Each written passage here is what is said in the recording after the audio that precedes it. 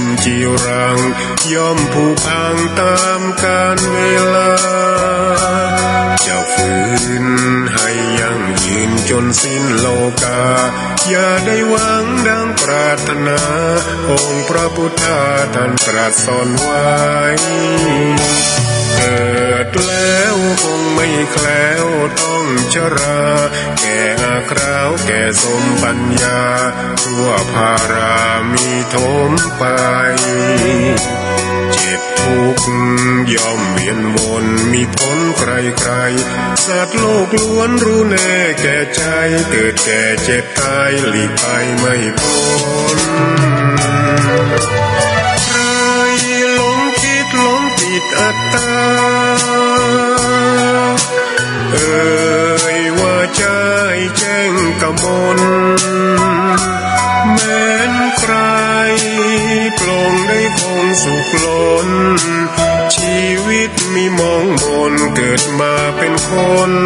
สมบูรณ์ดับหายเพียงร่างกายไว้ชีวาแต่กุศลผลกรรมทำมาย่อมแปลงค่ากลายเป็นทุนส่งผลให้ทุกคนเวียนวนไม่สูญสุขและทุกข์เป็นไปตามทุนที่พวกคุณได้ก่อทำ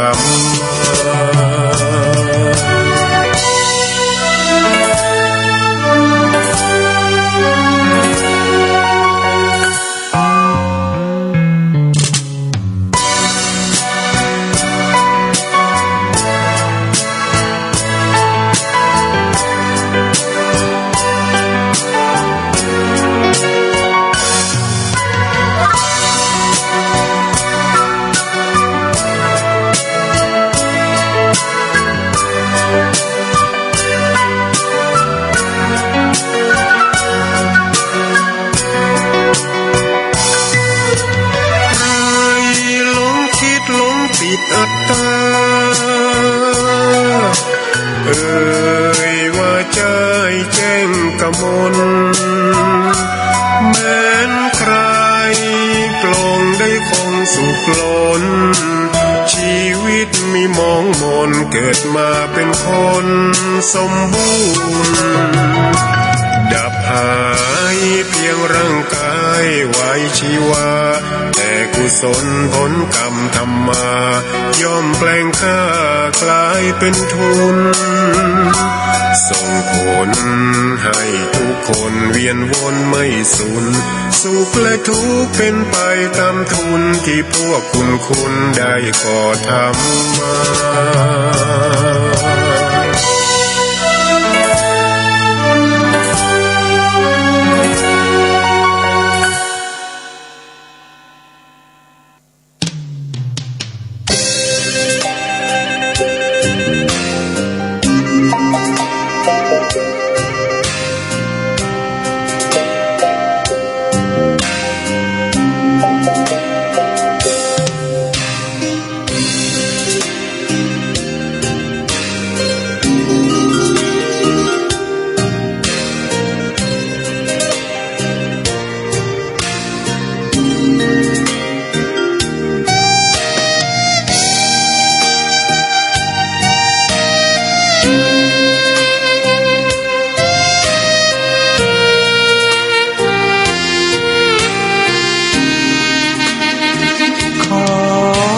ตำนา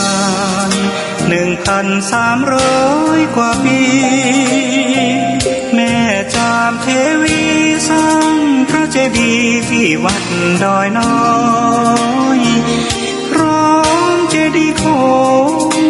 อีกองค์เคียงคู่อยู่ดอยสลับก้อนหินใหญ่น้อ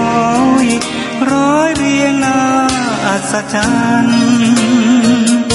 พระธาตุสีทองแงนมองฝูงพึ่งทำรังช่างมีมนต์ขลังพลังศักดิ์สิทธิ์บนนั้นกล่าวคำไหว้สากราบสักการะคนลุกคนชันสัมผัสถึงสายสัมพันธ์คงเป็นลูกหลานเคยร่วมสร้างบุญ ดอยน้อยอยู่กลางยอดดอยโรยต่ออำเภอดอยหล่อเขตติดต่อป่าสางลำพูนเดินทางปลอดภัยจากเชียงใหม่หรือสายลำพูนยินดีต้อนรับนักบุญมาร่วมสร้างทานบารมีตีสามตีสี่เปิดสถานีฟังตุลุงยองนักเทศเสียงทองชื่อเสียงดังก้องทั่วฟ้าธานีตัวจริงเสียงจริงวัดดอยน้อยแม่จามเทวีต้อนรับญาติโยมที่มีจิตศรัทธามาร่วมสร้างบุญ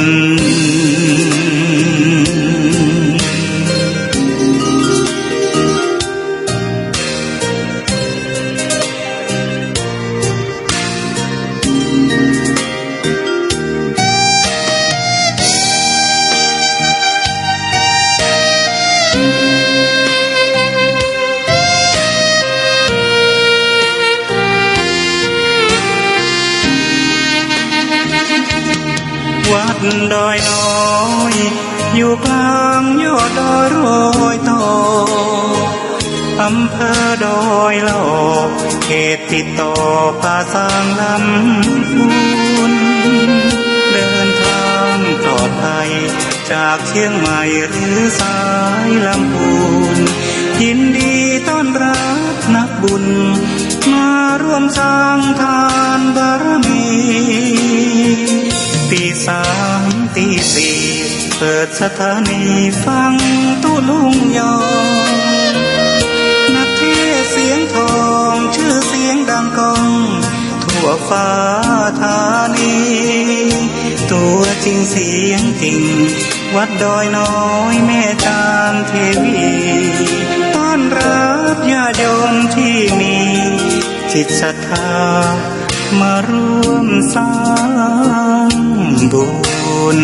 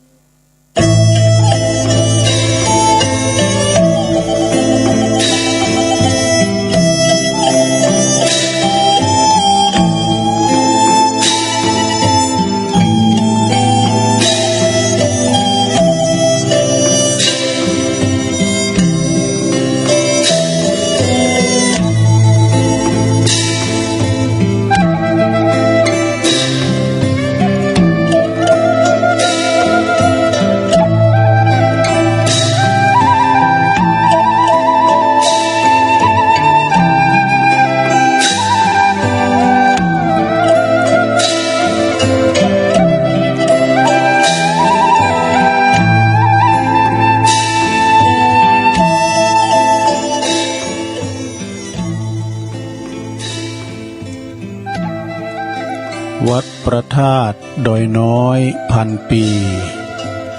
รถดีแคนตาลูปลำใหญ่กวางชนเรื่องชื่อลือไกลกลองใหญ่สืบสารประเพณีกำยองล้านนามีมาแต่ไทยลูกหลานอย่าได้ลืมลาถ้าเฮาบ้าหักลืมอู่ลืมจ๋าแล้วไผในจ้าจักมาสืบถอยตื่นเจ้าขึ้นมายิ้มแย้มแจ่มใสทุกโศกโรคภัยหายไปหมดสิ้นขอความนอบน้อมแด่พระรัตนตรัยอันมีพระพุทธพระธรรมพระสงฆ์เป็นสรณะที่พึ่ง กราบแนบใจไหวสาถวายความเคารพมายังครูบาอาจารย์พระมหาเถรานุเถระท่านเจ้าคณะพระสังฆาธิการพระภิกษุสามเณรเจ้าจุโตนจุองค์กุวัดวาอารามนึ พร้อมตึงสำนักตีพักทรงโดยขอความเจริญในธรรมมาสวัสดีกับปออกไม่ออกศรัทธาสาธุชนนักศีลนักบุญต่างหลายเนาะปอหลวงแม่หลวงปีป่าหน้าเอาปอลุงแม่ป่าศรัทธาตีนจ้องห้องวัดเถ่าแก่นมกำจะยิงต่างหลายปินกีฬานุปาถากสันนิบาลตันเข่าเปิดวิทยุฟังกันอยู่ตั้งบ้านตั้งจองตั้งหอตั้งเฮินเนาะกันในเวลานี้ก็เป็นเวลาดีตีสามปลายมาสักน้อยก็มาฟังรายการนี่เปิ้นใส่ชื่อว่ารายการซับเปเฮละปะกินนกะขอนลุงไก่แจ้งรายการเสียงธรรมแสงทองซึ่งดำเนินรายการบริหารเวลาโดยต้นโตแห่งอาตมาภาพเก่ากระผมตุลุงนันชัยวัฒนาคเสโนจัดรายการอยู่ที่วัดพระธาตุดอยน้อยตำบลดอยหล่ออำเภอดอยหล่อจังหวัดเชียงใหม่ก็มาปบมาปักกันนะในรายการนี้ความจริงรายการวันนี้มันใจรายการตุลุงเด้อ ก็จะเป็นรายการอาจารย์พระครูอภิวัฒนวิกรมนะท่านผู้อำนวยการคืนสีขาวเฮานะแล้วก็จะเป็นรายการมรดกธรรมของอาจารย์ท่านพระครูวรธรรมนาถอาจารย์พระครูสมศักดิ์เขานะซึ่งก็เป็นครูบาอาจารย์ที่ตุลุงเคารพนับถือแถมรูปหนึ่งเด้อที่เป็นมีมยังก็โทรมาหาตุลุงวันนี้ได้ยินข่าวว่าอาจารย์พระครูอภิวัตรเปิ่นขอเวลาเปิ่นจะประกาศและจื่อและนามจะเมาหมดก็เสียงจะแหบจะแหงเปิ่นก็รอว่าเอาคนละครึ่งตุลุงเอาไปกึ่งนึงเนี่ยตุลุงก็จัดรายการตั้งแต่เวลาตีสามไปถึง5 โมงเนาะอาจารย์พระครูก็จะเอา5 โมงถึง7 โมงเนี่ยคนละครึ่งเนาะวันนี้ก็เป็น รายการพิเศษตุลุงไปนะความจริงก็ถึงวันเสาร์ว่าแล้ว ก็เป็นลูกกุ้งไปแน่เนาะสดาเนาะเปิ้นว่ามาก็เขาก็ว่าไปเนาะนะก็เลยตื่นมาแต่ตอนเจ้าตั้งแต่ตอนเจ้าก็มาเข้ารายการเนี่ยมาเปิดเพลงให้ศรัทธาได้ฟังตั้งแต่ตุลุงทองมาละแล้วก็ว่าวันนี้เป็นวันติดเนาะพวกวันจันทร์ตอนบ่ายก็มาทำแล้วตอนบ่าย3 โมงถึง5 โมงนะศรัทธาอดถาดาฟังแต่ว่ากลางวันตอนแรงตอนบ่ายเนี่ยคุณฟังก็จะแบบป้อหลายนะบ่เหมือนตอนเจ้านี่ตอนเจ้านี่เปิ้นไม่ได้ลุกไปไหนเด้อเนาะเปิ้นไปไหนเปิดก็เปิดฟังอันนี้ศรัทธาเปิ้นเรียกว่าเต็กขมง เต็กขมงนี่มันเป็นภาษาเจ้าหนี้เนาะไปห้ามได้ก็ป้าไปตัวเอาหนีเอาสีนายเนี่ยไปตัวเอาชะตาไปมันได้ก็ป้าอยู่หออยู่เฮือน่ะเต็กขโมงไปมันเจ้า มันตื่นเต้นไปไหนเนี่ยอันนี้ภาษาเป็นตัวหาลูกหนีเต็กขโมงก่อนตีจะได้เอ่ยไปตั้งสถานีวิทยุที่เปิ้นมีบุญต่อโสตประสาทหูเฮาทั้งหลายเก่าสถานีนี่ก็ตุลุงก็จะได้ไหวพระสวดมนต์กันเนศรัทธาเปิดความเป็นสิริเป็นมั่งกะละเป็นมงคลเนาะกับตนกับโตกับขอบกับโคกับลูกหลานตานเต่า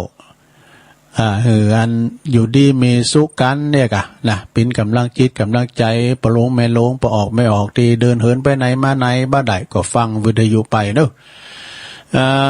ไหวพระพร้อมกันไปเลยอะระหังสัมมาสัมพุทโธภะคะวาพุทธังภะคะวันตังอภิวาเทมิสวากขาโตภะคะวะตาธัมโมธัมมังนัมมัสสามิสุปฏิปันโนภะคะวะโตสาวกสังโฆสังฆังนะมามิ นะโมตัสสะภะคะวะโตอะระหะโตสัมมาสัมพุทธัสสะนะโมตัสสะภะคะวะโตอะระหะโตสัมมาสัมพุทธัสสะ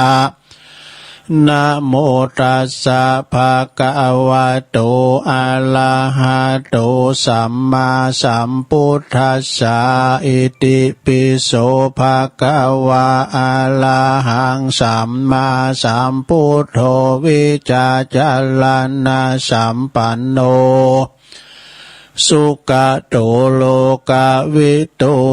อนุตตโลปุริสตัมมาสาลาติสัทธาเทวมนุสสานังพุทโธภควาติสวากขาโตภควตาธัมโม สันติติโกอากาลิโกเอหิปัสสิโกโอปันนยิโกปัจจตังเวติตาโปวินโยเหติสุปฏิปันโนภะคะวะโตสาวกสังโฆอุจจุปฏิปันโนภะคะวะโตสาวกสังโฆยายาปฏิปันโนภะคะวะโตสาวกสังโฆสาเมจิปฏิปันโนภะคะวะโตสาวกสังโฆญาติตังจัตตาลิปุริสายุคาเนอัฏฐปุริสาปุคลาเอสาภะคะวะโตสาวกสังโฆอาหุนายโยปาหุนายโยตักขินายโยอัญจลิกาลนิโย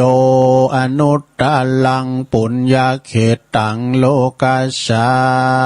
ติจายันโตโปติยามุเลสากายานังนันทิวัตโนเอวังตวังวิจัยโยโหหิจัยยสุจัยยมังคะเลอาปลาจิตาปันลังเกสีเสปัทวิปุคะเลอภิเสเกสปะพุทธานังอากาปโตปโมทติสุนักตังสุมังคลังสุปาภาตังสุโหติตังสุขโนสุโมหุตโตจะสุยิถังพลัมมาจาลิสุปะทะกินังกายกัมมังวาจากัมมังปะทะกินังปะทะกินังมโนกัมมังปณิทิเตปะทะกินาปะทะกินานิกาตวนะละพันตะเถปะทะกิเนสัพพิติโยวิวาจันตุสัพพะโลโกวินาศตุมาเตภวัตวันตรายโยสุขีติกายุโกภวะอภิวาทนาสีลิสานิจังวุตตาปัจจายโนจัตตารโอธรรมาวาทันติอายุวันโนสุขังปะลังเอาแล้วเนาะศรัทธาญาติโยมต่างหลายตุลุงก็ปิ้นเก้าปิ้นโหนามสวดมนต์ปั่นป้อนไปปิ้นตีเล็บร้อยขอกุณปาติตาไหลลัตนะผ่านแผ่วพระแก้วเจ้าตั้งสามประการจงได้ดลบันดาลมาปกป้องคุ้มครองรักษาครูบาอาจารย์พระมหาเถรานุเถระพระสงฆ์องค์สามเณรเจ้าอยู่กับวัดกับวาเนาะมีความสุขกายสบายใจมีความมีสง่าราศีงอกงามไพบูรณ์ในพระศาสนา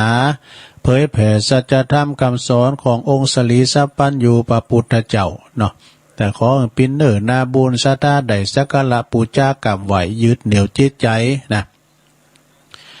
ศรัทธาก็เหมือนกันเนอขอให้มีสุขภาพพลานามัยสมบูรณ์แข็งแรงหนาแดงแสงเหอกินข้าวลำกินน้ำลุงนะขอให้ปิ้นลมโพลมใสของลูกหลานตันเต่าปิ้นอุบาสกอุบาสิกาเข้าวัดเข้าวาอาบน้ำฟังธรรมทำบุญตักบาตรกันเนี่ยกันนะวันนี้ก็ปิ้นวันโกนแล้วนะพวกก็เดินสีปิ้งแล้วศรัทธาเนาะพวกนี่นะเป็นวันศีลใหญ่ศีลโลงเนอะวันนี้วันโกนแล้วห่างดากันนะ ก็ขอเป็นกำลังจิตกำลังใจของปอศรัทธาเนอที่ว่าติดบ้านติดจ้องติดหนอตีเดินไปไหนมาไหนบ้าใดก็ฟังรายการไปฟังวิทยุไปเนอแต่อยู่ดีมีสุขต่อไปก็ขออ่านได้จือโหปู่เตียนขอบคุณทางสถานีวิทยุนาทีเปิ่นหับสัญญาณเนาะรายการธรรมะภาคภาษาย่องก็ดีช่วงเวลานี่นะตี 3 ถึง 5 โมงเก่าสถานีกันเนอะดังต่อไปนี่นะขอบคุณสถานีวิทยุคลื่นเพื่อการศึกษาศาสนาและวัฒนธรรมวัดไฟหินเนอตำบลสุเตปอำเภอเมืองเชียงใหม่ FM 104.50 เมกะเฮิรตซ์โดยเมตตาบารมีธรรมอาจารย์พระครูสมุวิสุวัฒน์วรกิจโจนะอาจารย์พระครูลิงสัญญาณและองค์คาหลงในเมืองฟังกันอย่างสบายเด้อสถานีวิทยุของคณะสงฆ์อำเภอฝางเด้อตั้งอยู่ที่วัดพระบาทอุดมนำบ่อสาวาสำนักวิปัสสนา FM 100.25 เมกะเฮิรตซ์โดยเมตตาบารมีธรรมในหลวงพ่อท่านพระครูสุจิตานุรักษ์เนื้อเจ้าคณะอำเภอฝางแล้วก็ขอบคุณตุปีเจริญโชติธรรมโมเจ้าวัดวัดสันโค้งอำเภอแม่อาย ขอบคุณตุปีอมรเทพอุปสันโตวงเล็บอุดเถินตุปีโจเนอะสถานีวิทยุแดนดินถิ่นล้านนาต่างอยู่ที่บ้านโฮงัวตำบลนำบ่อหลงอำเภอสันปัดตอง FM 103.50 เมกะเฮิรตซ์โดยคุณรุจิสมบัติเงาคำเนอสถานีวิทยุธรรมะของชุมชนวัดห้วยตองซักต่างอยู่ที่วัดห้วยตองซักตำบลขวงเปาอำเภอจอมตองโดยเมตตาบารมีธรรมอาจารย์ท่านพระครูวาปีวรมานิตท่านอาจารย์ชวลิชยวังโสFM 98.75 เมกะเฮิรตซ์เนอสถานีวิทยุมนเสียงธรรมวัดบุพารามตำบลช่างเครื่องอำเภอแม่แจ่ม FM 106.25 เมกะเฮิรตซ์โดยเมตตาบารมีธรรมหลวงปู่พระคุณมงคลวิสิทธิ์หลวงปู่ใหญ่เนอเจ้าคณะอำเภอแม่แจ่มขอบคุณท่านพระครูท่านพระปลัดอุทัยถึง2อุทัยตุยสถานีวิทยุเน็กเนวเรดิโอ FM 96.75 เมกะเฮิรตซ์ต่างอยู่ที่บ้านโจงตำบลทุ่งกวาวห้างหุ้นส่วนจำกัดอนุสรณ์เรดิโออำเภอเมืองปานจังหวัดลำปางนะสถานีวิทยุชุมชนคนเหนือเขื่อนตั้งอยู่ที่บ้านดงดำอำเภอฮอด FM 90.75 เมกะเฮิรตซ์เนอสถานีวิทยุเพื่อการศึกษาและก็พัฒนาอาชีพเรดิโอเน็ตเวิร์ก FM 103.00 เมกะเฮิรตซ์อำเภอเมืองจังหวัดลำปางโดยคุณอนุพงษ์ตาจีนะ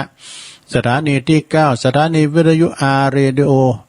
เน็ตเวิร์ก FM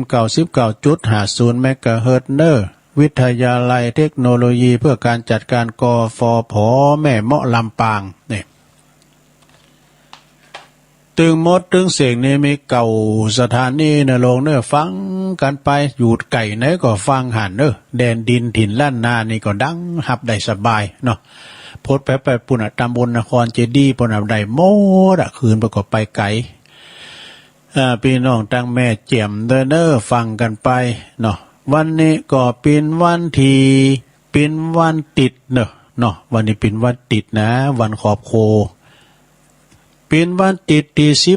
16ของเดือนมกราคมแล้วเขามากึ่งเดือนแล้วเนอะเดือนมกราตุ่นปีนี่นะเขามา16วันแล้วเนี่ยวันนี้วันสำคัญยังตัวลุงสำคัญยังก็หูแก่ใจก้าวันเนี้ยวันยังวันครูนี่วันนี้เป็นวันครูโดยแล้วก็วันโจกวันลาบโดย วันโจกวันลาบแต่16นะสาธุญาติโยมทั้งหลายเนาะโอ้ถึงว่าวันครูนี่นะสาธุญาติโยมทั้งหลายทุกคนนี่มีครูเหมือนกันหมดมีครูนี่มีเด้อครูเก่าครูไปครูตายครูยังครูตีเปิ้นประสิทธิ์ประสาทวิชาความรู้นะยังมันมีครูหมดเปิ้นยกคันครูกะปีไหนก็เตอนึงยกคันครูเก่าครูไปแล้วครูคนแรกของเฮาก็คือพ่อแม่เนี่ยเนาะอาศัยอยู่ในท้องแม่ได้เก่าเดิน10เดือนน่ะอันนี้ครูคนแรกแต่เนอครูเก่าครูปอครูแม่นี่นะสอนตั้งแต่ป้าเนี่ยป้อเตมัมเนี่ยเพิ่นสอนลูก สอนตั้งแต่กอไก่ขอไข่นะก็คือครูเก่าครูปลายแล้วนะครูที่เป็นประสิทธิ์ประสาทวิชาความรู้สมัยแต่ลุงก่อนนะในเห็นหนังสือนะครูมี4คนอ่ะมันมีแก่น4เนาะตึกแก่น4มีครู4คนน่ะตุลุงยังจำได้ตั้งแต่ป.1 ถึงป.4นะก็มีเดี๋ยวนี้ก็ยังมีชีวิตอยู่นะครูวันที่สอนตุลุงหูกันมีครูวันนั้นก็มีตุลุงวันนี้เด้ออ่านออกเขียนได้ก็ย้อนครูนี้ครูคนที่หนึ่งนั่นก็คือครูก่อนนี้เป็นเจ้าว่าอาจารย์ดูสมัยตุลุงครับก่อนนะครูมดครูใหญ่เนี่ยครูน้อย ครูวิรัตปันดอนตองอันนี้เป็นครูใหญ่เนี่ยเป็นอยู่ป่าหกฟ้าเดี๋ยวนี้เป็นก็เสกบุญไปละอันนี้เป็นครูเก่าเป็นครูใหญ่นะครูวิรัตปันดอนตองแล้วก็เป็นอยู่ป่าหกฟ้าดูเนี่ยแต่เป็นเสกบุญไปละครูประเสริฐวรรณวิจิตรอันนี้เป็นโค้ชฟุตบอลกันเด้อนะเก้าเดิมบนนั้นมาอยู่จอมตองบอกแกแล้วเปิดมาอยู่ครอบครัวต่างเขาก็เหมือนห่วยปันจ่อยกันเนาะอาจารย์ครูประเสริฐวรรณวิจิตรเป็นโค้ชฟุตบอลเล่าในท่านนี้เด้อแล้วก็ครูเลื่อนตาเซี่ยวอันนี้มีชีวิตอยู่เด้อปุตโตเป็นเกวัดวิยาวัจกรวัดนะเป็นโคศกอุจจาปาศัยเฮาผอนนมตลอดเด้อครูของตุลุงวันนี้นะครูคนนี้เปิ้นโตก่อนนั้นก็โค้ชฟุตบอลนะครูเลื่อนตาเซี่ยวอยู่ป่าหกฟ้าเป็นกรรมการวัดไปป้ามใดเขาก็ดึงหันไปครูบาอาจารย์กันมีครูวันนั้นก็มีตุลุงวันนี้เด้อ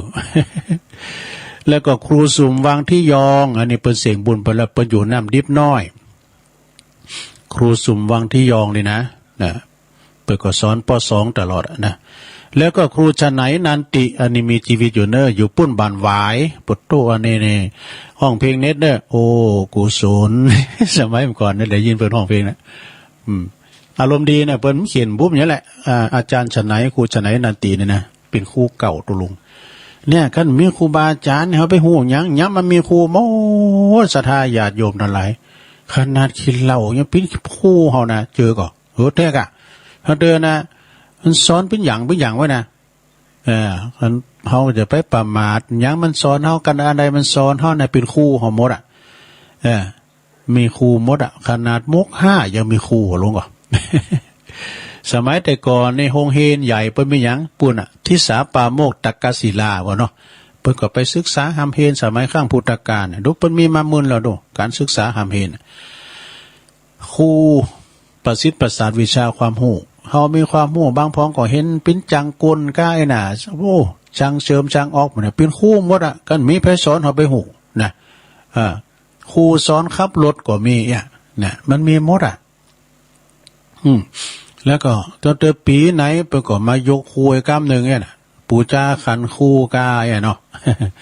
อันนี้จะไม่ลืมเนี่ยวันนี้เป็นวันครูทำบุญพักครึ่งตุลุงจะเปิดเพลง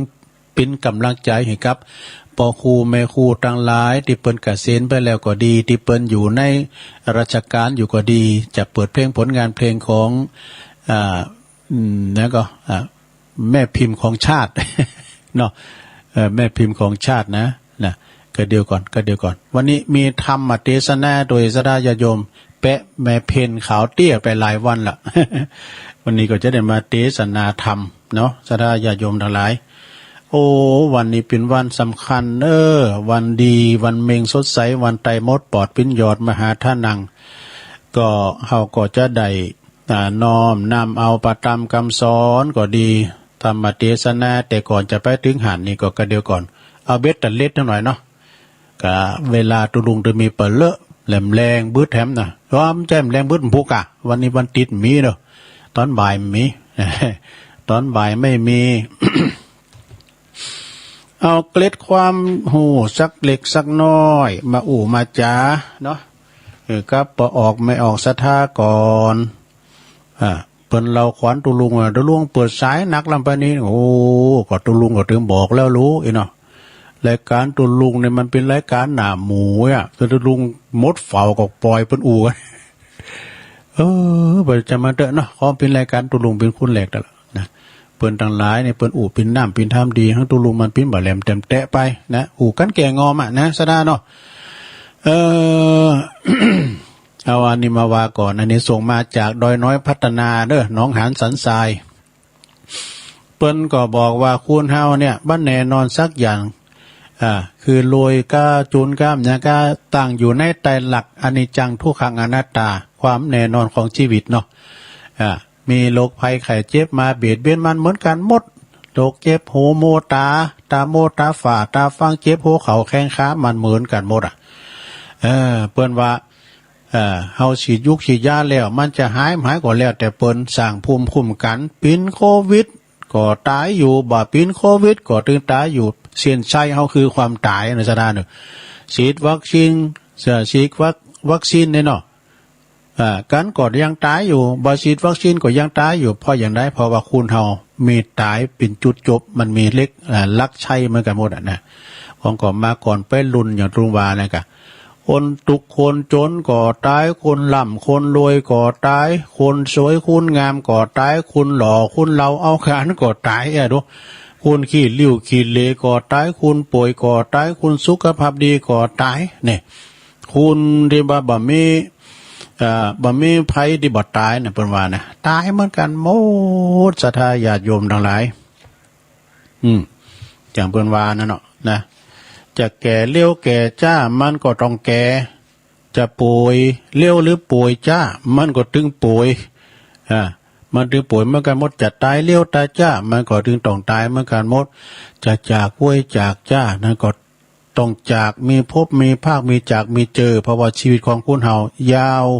สั้นยาวมันไม่เท่ากันนี่สูงยาวขอดีแสนยาวมันเท่ากันนอสดาเนาะฉะนั้นจะไปคิดเยอะกับชีวิตนะเป็นว่าจะต้องว่าจะต้องใดอันนั้นจะต้องใดแบบนี้นะว่าจะเป็นแบบเหมือนไผ่นะมีอย่างใดก็คว้าก็กำไว้ก่อนนี่กำไว้ก่อนก็ได้กำได้แล้วก็ยินดีมีอย่างที่มันสุดซอยก็ปล่อยมันไปสุดสมมาตรสุดตีนยืนมือนี่นะเป็นว่าสุดตีนยืนมือมันได้ก็ปล่อยมันไปเพราะว่าเฮาเป็นเพลงแขกผู้มาเยือนบุญโลกนี่สักวันเฮาก็จะต้องจากกันไปเนี่ยมีพบมีพรากมีจากมีเจอ มันเหมือนกันหมดเหมือนเฮาขี่รถไฟนั่นเนาะเนาะสดาขบวนรถในชีวิตของเฮาขบวนรถไฟต่างคนก็ต่างนั่งเบาะไผเบาะมันไปเผอกำเดียวคุณขังเบาะเฮามีแล้วลุงรถไฟไปแล้วนะลุงสถานีหน้าแล้วคุณขึ้นมาสถานีก็มีแถมเนี่ยขึ้นมาปีนกันไปปีนก็ขึ้นปีนก็ลุกเขาจะลุงสถานีไหนโหนี่ถึงวันเนี่ยสถามีจุดหมายปลายทางนะ เขาจะลุงที่ไหนเนี่ยสถานีเนี่ยนะ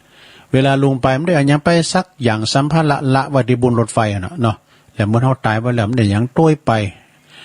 เฮาเป็นเพียงแขกผู้มาเยือนบุญโลกในสักวันนี่ก็ต้องจำลาจากกันไปนะอยู่กับปัจจุบันว่าเป็นว่าคือใด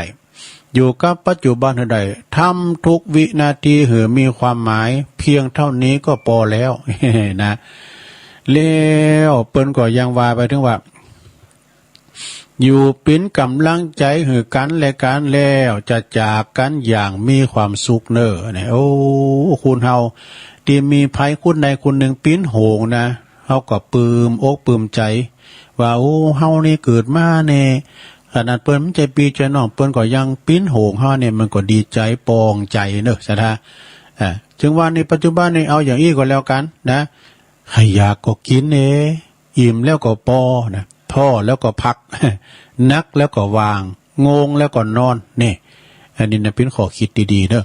หิวก็กินอิ่มก็พอท้อก็พักหนักก็วางง่วงก็นอนนี่เปิ้นว่าอย่าจริงจังกับชีวิตนักเดี๋ยวมันก็ผ่านไปนะแบ่งปันความสุขกันอภัยกันหนักๆแล้วเฮาจะจากกันอย่างสง่างามนี่จบสาธาขอบคุณพี่น้องน้องหานสันทรายเนอเปิ้นสูงมากก็เข้าทาดีนะเอาละสาธาญาติโยมก็เดียวจะเตะธรรมกันเด้อจะเตะธรรมก่อนนะติดหนีเป็นมาหลายแรงหลายเจ้าละธรรมนี่ก็มนเหมือนกันนะลงเด้อไผว่ามนตุลุงก็ว่ามนคนเดียวนั่นเนาะนะมันเป็นธรรมสอนงานโปร่งศพนี่สอนงานโปร่งศพน่ะการจัดงานนี่สดาญาติโยมเปิ้นมีนักเปิ้นก็จะเอาดนตรีกัมหยังกาใส่โล่งทองกัมหยังกาเปิ้นก็ได้เปิ้นมีเงินนี่ เตเฮาจะไปเอาเปิ้นมาเป็นแนวเป็นหลักเนอะเปิ้นมีก็ปล่อยเปิ้นมีไปเฮามีก็จัดไปตามบาทตามแห่งเวลาเฮาจัดเกินกำลังเฮาน่ะเอาแล้วเสซบอีปอก็ดีเสซบอีแม่ก็ดีเช็คบินอันนี้ตอนนั้นน่ะกินแล้วตันแล้วเช็คบินปวดโธเฮาพินหนีเปิ้นจัดหนักเอาละลำบากปีลำบากน้องช่วยกันซ่อมนี้นะเอาอีกครั้งมามึงเอาไม้หาปันอีกเนี่ยมาเอามือเอาไม้เฮ้ยมึงมันบ่มีบ่ไม้700ให้แค่น้อยไปกะ เฉลยกันนี่ซะนะได้ซ่อมอ่ะนะหมอกผู้ให้พอดีซ้ำบัดเดียวนี่ก็มีงานข่าวดำงานศพเปิ้นกระทัดลัดเนอะเอาไว้วัน2วันตาเนาะนะไว้10,000เนาะกันไว้10,000นี่ก็วันนึงก็ตกเป็น10,000น่ะเนาะเอาละไปอุ่นนักตัวแต่ถ้าว่าทำก็ว่าเดี๋ยวจะพักครึ่งนะเปิดเพลงแม่พิมพ์ของชาติก็เดี๋ยวอื่นไปตั้งแม่ครูลาวันเนอะกุยคำเมืองจีโลงถ้ามีข้อคิดหรือว่ามีกรอนครูนะวันนี้วันครูนะก็เกมไปเนอะเปิดโอกาสให้แม่ครูได้อ่านกรอนสดุดีกับปอครูแม่ครูทั้งหลายด้วยเนาะบุญจารไม่ไหนบุญจารมาอาราธนาธรรมกันเนาะบุญจารนั่นไอ้นิปานนังเยนากัลลังรัมมังเยนากาสายังปันดิโตตังโนมากังอุติสิตงธรรมมุตตมังปัจจังอาราธนังกะโลมาฟังทำไปรับไปในวันนี้ขอพูดแม่เพนขาวเตี้ยเปิ่นปิ้นเจ้าภาพตันทำไปหาปะอุ้ยน้อยปันไม่อุ้ยเงินจีนาอินายอเนกชัยกาวินตันไปหาปอสอนชัยกาวินตุยเนาะแล้วก็ตึงหลงตึงหลายเนอะปิ้นเจ้าภาพกันตึงหลงตึงหลายโลมกันหมดเนอะเจ้าภาพเก่าพอวางงานรายการตัวลงในปิ้นรายการโลมหน้าหมูหมดนะรายการหน้าหมู เกมนำหยาดไว้เนอะ นะโมตัสสะภะคะวะโตอะระหะโตสัมมาสัมพุทธัสสะยะติสังวาปะเตปิจังตาติสังภาลาปะเตภลังกัลยะนะกาเลกัลยาณังปาปะกาลิจะปาปะกาลติสัทธโวดุลาสัพพุลิสัตตังหลายตั้งหญิงใจหนุ่มเทาเมสาตาเข้าเป็นประธานเมใจบ้านผ่องแผ้วหลับสินเลี้ยวฟังธรรมจงดาจำแต่ตนติดสืบสนถึงปลายจักบรรยายบอกกล่าวเฮือลูกข่าวกองดีถึงการเสียผีทรัพย์ศพซากอันนักปราชญ์หากสอนปานปากันมวลหมู่ใดพลัมรู้ตามลายเมื่อว่าเมื่อมีคนตายกลาพรากละศพซากกายาจุมวงสาพี่น้องอันอยู่ในแห่งห้องไปลางเป็นทุกขังโศกไม่ร้องลำให้อะไรก็ถึงจักหักกันเพียงใดคนตายไปก่อยกาดก็บ่อาจขาดก็บ่ได้เสียคนพ้องก่อมมาทานลนไม่เอาบ่กินข้าวกินน้ำโศกเศร้าล้ำอาวรณ์จักหลับนอนก็บ่ได้เมแต่ร้องไห้คืนวันย้อนหลักอะไรกันบ่พรากต่อคนตายจากไปนา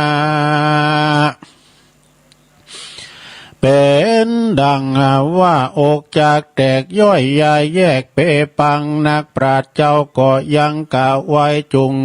เฮือได้จำหมายว่าเมื่อมีคนตายกลอยกล้าชีวิตขาดเป็นปิยาติกามีมวลหมู่ลูกเมียอยู่เป็นจุมนะแวดล้อมลุมล้องให้อยู่ที่ไกลคนตายย่อมผิดลวงหลายแบบเบาอันนักปราชญ์เจ้าสอนมาว่า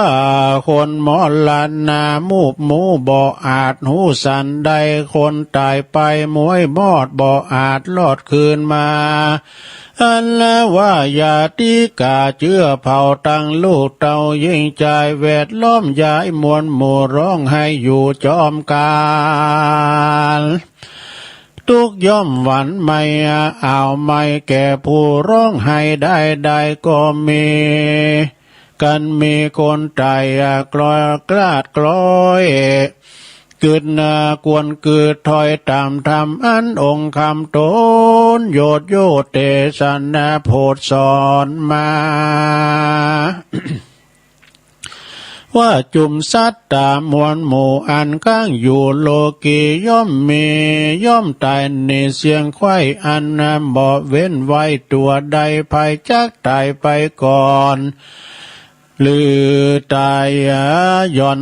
ไปลุนเลี้ยวแต่บุญกรรมบาปอันกระยาบมัวดำอันอากาศตำสั่งไว้ตั้งแต่ใต้เดิมทีเถิงเป็นเศรษฐีมั่งตา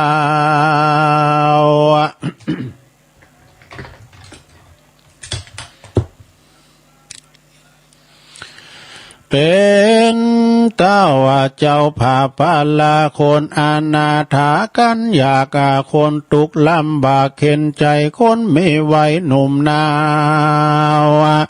คนแก่คนเราจะละคนฮึกหนาใบบอดก็บอละลู่ลอดกองดำคนมัวดำไม่เอาไม่ย้อนตายเสียงย่อมตายเสียงควายดีลีแม่นจักเนลีซอนไปอยู่ที่บนกลางโหนอยู่ไปบนโหนอากาศอยู่ต้องตาดวังใสหรือว่าอยู่ในแม่น้ำอยู่เถื่อนทำคูหาอยู่ดงนาป่าไม้ก็บ่อพ้นใดเป็นไม้อันว่าความตายมูบหมูย่อมมีอยู่ยามวานย่อมดับขานมวยมอดบ่อค้างลอดเป็นตาลาหันคนโมลานานั้นใส่กวนเกิดไว้ค่อยตามทำว่าการไข่กำล่ำถอยหรือว่าคำหรือว่าตำก้อยมองขีบ่จังบ่ใจกองดีสักหยาดบ่ใจกองนักปราชญ์สอนปันควรปาการก่อสร้างแต่ตาตั้งบุญตานุนเขาน้ำว่าตูพร่ำปัดใจฟังทำไปบ่ขาดหลังน้ำหยาดไปหาผู้มอลานามวยมอดอยู่บุญบ่บุญไปลอดจูหนุนย่อมเป็นกุลอันใหญ่ปาหือใดเจยบานแท้ประการหนึ่งเราขอหนุ่มเท่ายิ่งใจอันนั่งยายมวลหมู่จุงพรำรู้ตามธรรมอันจักกาตามเลิกซากตามเก่ารากประเพณีบ่เอาคนมีมาเป็นแบบเบาบ่เอาเจ้ามาเป็นนายบ่เอาคนหลายมาเป็นใหญ่หือหูใส่ของตัวบ่เมามัวตามเปิ้นบ่ได้เลื่อนตามข่าวบ่กึดเบาเอาตื่นทุกปันหมื่นจ้างมีมาคนหมอลานากลาภาคจากเลิกซากส่งสาการเฮรูปพามานตัวเก่าบ่เอาเน่ว่าเราเน่เล่าบ่มีลา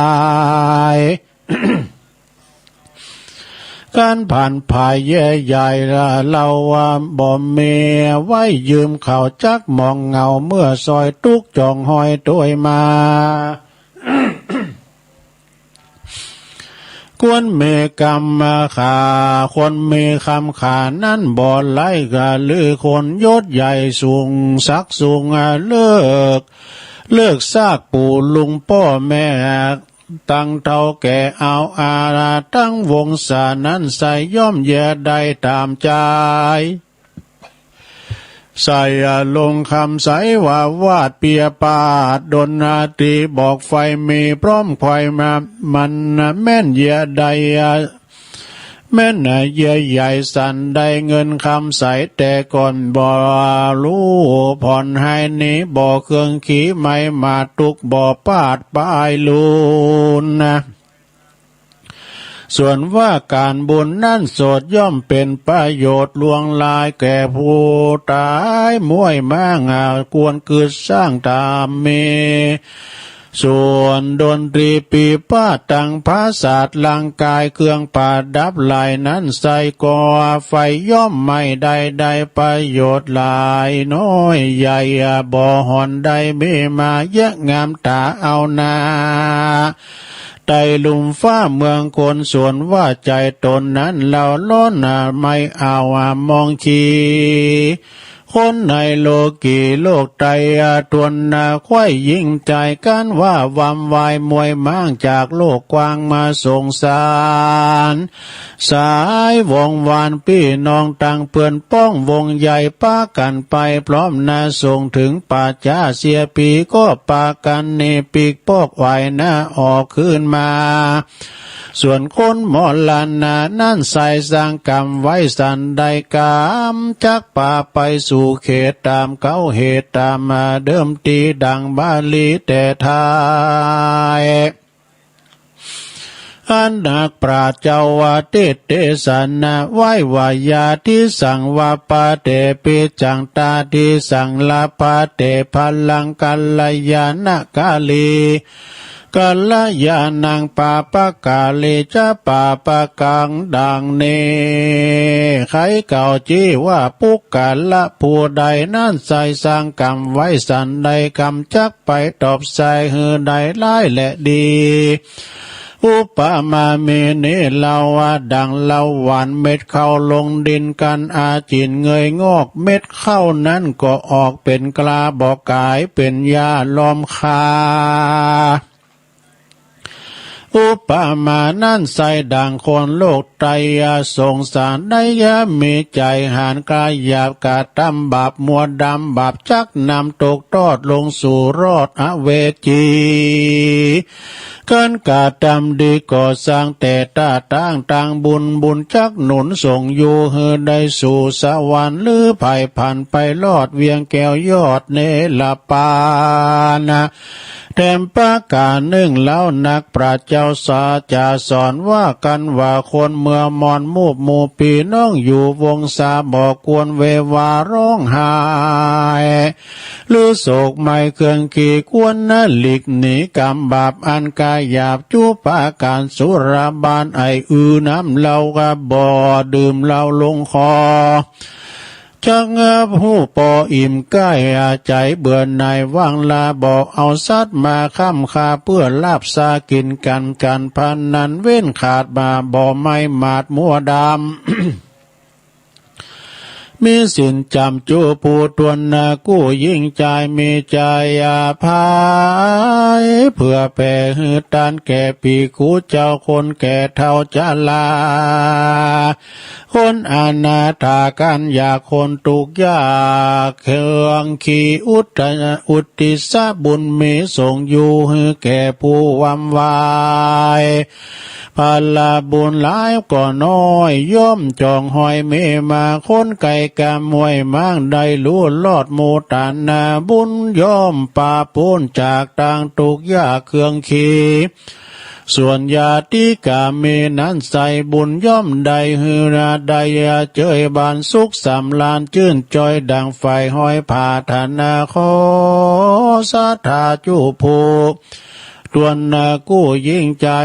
สุขสบายเตียงเต้าตุคำเจ้าสวัสดีเดเตนิติตังขียาสังวันนาวิเศษจาห้องเหตุคำสอนปงศพก็บางกลมสมเรสดิดแล้วเท่านี้ก่อนแลสาธุสาธุสาธุรับไปแล้วก็หลงโอ้เป็นว่าทำติดซ้ำวันนั้นก็ติดวันนี้ได้ตุลุงเนี่ยสัญญาไม่แน่นอนมันมีผูกนะมันเหมือนกันพอเนอะอันนั้นมันมีหนาปลายนะจะยาวเลยนิดหน่อยเตรียมพิจารณาเนาะติดไปแล้วนี่เนาะโอ้ขอบคุณหลายๆเนอะหลวงขอที่ฟังไปเลยกว่ารับไปนี่นะเอาปอนให้เกินเนอะแม่เพนหยาดน้ำเอาปอนกันตึงลงตึงไรปอนทำให้ก่อนปอนทำให้ก่อนเนาะ ยะถาวาลิวหาปุลาปาลิปุเรนติสาขลังเอวเมวะอิโตตินังเปตานังอุปกปปติอิสิตังปฏิตังตุมหังคิปะเมวะสมิสตุสเปปุเรนตุสังกปาจันโทปนาลโสยถามณีโจติลโสยถาภวสัพพิติโยวิวัจจันตุสัพพะโลโกวินาศตุมาเตภวัตวันตรายโยสุขีติคายุโกภวะอภิวาตานาสีลิสานิจังพุทธาปจายโนจัตตารโอธัมมาวัฏันติอายุวันโนสุขังปะลังสาธุสาธุสาธุอันนี้เปิ้นว่าจัดงานศพเนี่ยศรัทธาญาติโยมจะไปเอาหนักเอาหลายเอาหมอกพอให้พอดีหูกระเป๋าโต๊ะเก่าเนาะมาอดุลยะดนตรีเนี่ยคุณมีไปกว่าทำได้เปิ้นว่านะหมู่เฮาเนี่ยคุณอยากไล่เข็นใจก็มีไปตามมีตามเกิดตุกเฮ็ดได้ก็ปิ้งหยังนะเปิ้นถึงจุยกันนะช่วยกันหับสังฆาเนี่ยพองก็ช่วยกันเรื่องข้าวปลาอาหารเนี่ยนะเอาไปงานศพมันหลากหลายนะไปงานศพเนี่ยเมื่อก่อนลุงเป็นอาน้อยคือละอ่อนนะไปงานเขาดำงานศพน่ะถึงปิกนะอยู่จนแห้งแจงแล้วเพราะหยังเพราะว่าปิกได้ มันคุณในบทตัวพี่น้องแห้งแจงเอาแต่เนี่ยตามสีบ้า พี่น้องแห้งแจงนะก็ว่าอบายมุขก็มันต้องเอามาไก่นะยิงกับมันมีการจัดการงานศพเลยนะมันสบายหลายอย่างจะเอาไว้วัดนี่นะเราก็ถึงไงก็ถึงได้เล่นดูเมงก็ถึงเอามาจูกันเนาะเมงนี่เป็นยังปู่ย่าคืนก้านี่นะการผ่านผ่านนั่นก็ถึงมีรอกันในวัดเนี่ยเขตอภัยทานนะเนาะ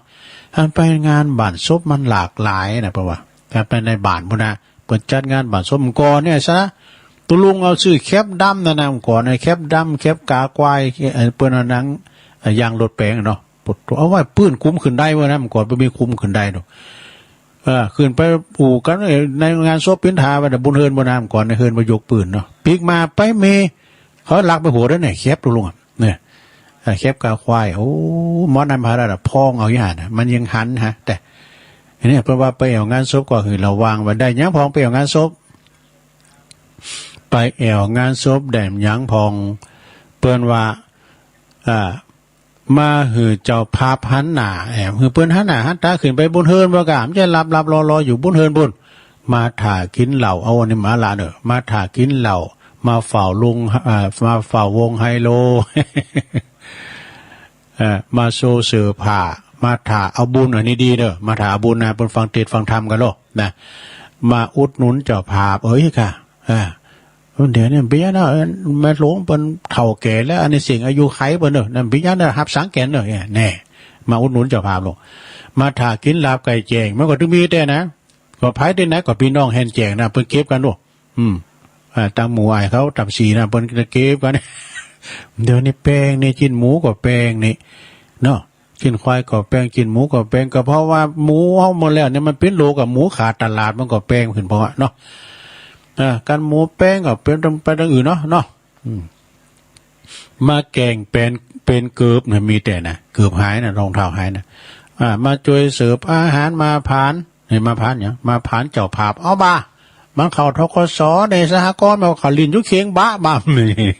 จันลาบจีนมันยุเคียงบ้าด้วยโจกล้นนี่มาถากมากราบศพอันนี้ดีนะมาลบรอมาผอแม่เจ้าบ้านมาตามป่าเพณีมาจีบแม่ครัวเนี่ยเจ้าปลุกแม่ครัวเนอะปะครูไวโพดบนห้อง มามัวกินเหล้ามาเฝ้าเอาแกงนี่มาแยงผอแม่ใหม่มาใส่มาใส่บาใส่แห้งมานั่งสะแกงใส่ขาอยู่แดกๆช่วยเปิ้นก็มันช่วยเนี่ย อันนี้ก็เอามาวาไปเนาะเอาละตอนนี้ตุลุงจะตามสัญญากันเนอตามสัญญาหยังตุรอถ่าแม่ครูเขาเพิ่นจะมาอ่านก่อนวันนี้เป็นวันครูนะเดี๋ยวตุลุงจะปล่อยเพลงในเพลงนั่นน่ะเป็นกำลังใจให้พ่อครูแม่ครูกันหมดเนอพ่อครูแม่ครูเขาเดี๋ยวเพิ่นเคยประสิทธิ์ประสาทวิชาความรู้เนาะมีลูกศิษย์ลูกหาติมบ้านติมเมืองเนอพ่อครูแม่ครูทั้งหลาย จันนั่นก็ขอฝากผลงานเพลงนี้ก่อนแล้วกันนะวงจันทร์ไพโรจน์นะแม่พิมพ์ของชาติไอ้ดอกกระเดียวมาอู่กันใหม่เนาะฟังเพลงให้ก่อนก็เดี๋ยวก่อนมาฟังกรของแม่ครูลาวันแม่ครูเพิ่นจะมักอ่านกรเนาะ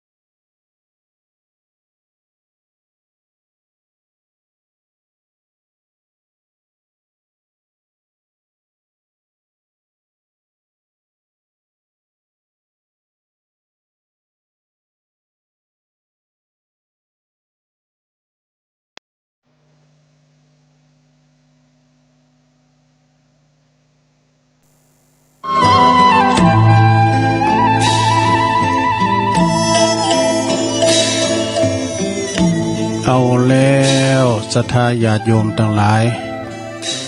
ถือว่าเป็นผักขึงเนาะ วันนี้เป็นวันสำคัญเนอะสำหรับทุกคนเป็นวันครูครูในบาลีแปลว่าคลุแปลว่าหนักเป็นคุณที่ว่าหลับภาระนักเนอะศรัทธาสมัยแต่ก่อนนี่เป็นฟาดได้นะด้วยไม้เรียวบัดเดี๋ยวในลองบทโตมันได้เนอะเดี๋ยวนี้นะ เปิ้นหามตีแล้วบทโตมันก่อนนี่อู้เปิ้นฟาดนะขันนองจิ้นบ่ลายนะมันก่อนนี่อู้ซื่อๆตัวลุงพ่อแม่ตัวลุงมันโกซะเลยนะโกคู่ จะมาเด้อโกกะพ่อแม่ก็โกนะเปิ้นว่าแล้วก็เป็นแล้วนะครูนะท่มก่อนนี่เปิ้นโตเฮาโกคู่แล้วพ่อแล้วแม่กันนะครูเปิ้นนี่มีอำนาจนะปะโตกันเวลาเฮาไปแอวงานสมมุติว่างานศพเนาะเหี่ยวห้ายก็อีหันนะที่ในโขงกลางโขงเปิ้นหานะกะหารครูขี่รถเข้ามานะครูเข้ามาเปิ้นก็มางานศพโตรอๆแลบๆหมดนี้แน่เหมือนอย่างหนูกับแมว แมวมาแล้วเว้ยหนูลบนี้เนี่ยเนี่ยครูเป็นประสิทธิ์ประสาทวิชาความโหเนอะการมีครูวันนั้นก็มีเฮาวันนี้เนอะอ่านออกเข็นได้ก็ย้อนครูนะศรัทธาญาติโยมครูเก่าครูปลายครูตายครูยังนะอันนี้จะไม่ลืมเนอะวันครูแห่งชาติเนอะวันนี้นะพ่อพิมพ์แม่พิมพ์ของชาติ เอานี่มาวาทำกรรมหนึ่งกันเนอสถานเนออันนี้มาวาก่อนก็เดี๋ยวก็โทรมาเนาะเพราะว่าเดี๋ยวนี้ก็เวลามันหลายอยู่นะการโทรก็โทรโหลดเดียวเลย เอากรรมบัลล็อกก็แก๊กมาไว้หน่อยนะเนาะเป็นการขาดเวลานะเวลาอ่านนั้นเจ้าเรานี่ทานก็ยาวนี่พระภิกษุสงฆ์60 รูปนะยาวเหมือนกัน2-3 หน้า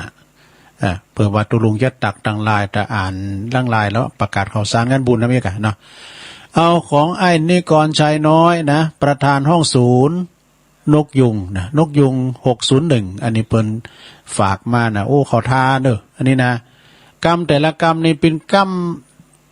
เมืองแต่เนี่ยไผวามยังพอเนาะเป็นกรรมเมืองแต่ไผหูจักของกรรมเมืองเนี่ยว่า1อ่องอ้อนี่แปลว่าหยังคือมันสมองนี่อ่องอ้อโค แล้วก็กลางจ่องนี่ก็คือกลางล่มเนี่ยกลางจ่องนี่นะกลางจ่องคือกลางล่มแล้วก็บัดตอมเทปนี่ไปหูจักของนี่โอ้พอตายำตอมเทปอ่ะ ตอมเทปนี่ก็ถ้าดำปิ้นนั่นกระดุมเลยเนาะเนี่ยกับไฟนี่ไปลำปางนี่โหดเนี่ยเอาแปมมาให้กับเราแปมเมก็เนี่ยแปมนี่คือกับไฟเนาะอย่างว่ากำยองเพราะว่ากับไฟแสนะกับไฟแสก่อนนี่เปิ้นดังก็ขนาดนี้เปิ้นโซกันด้วยซิปโป้ก็หาได้กับไฟที่มันแล้วก็ไม่แสนี่โหดกุ่นนะดีก็ไม่แสนั่นเนาะมีอันนานคู่หนึ่งเนี่ยก่อนนั้นมันลึกมันปิ้นน้อยแล้วก็ไปอยู่พิขยมตุลุงฟาดมันด้วยหนังเนี่ยหนังกันหนึ่งก่อนเพิ่นใจหนังกันนะนางโง่นางควายอย่างหนังกองนี่กะเปิ้นเอาฟาดนะมัดมันเลยมันออกละแล้วก็มาจุนได้ดีย้อนว่าไม่ตุลุงหนังตุลุงน่ะ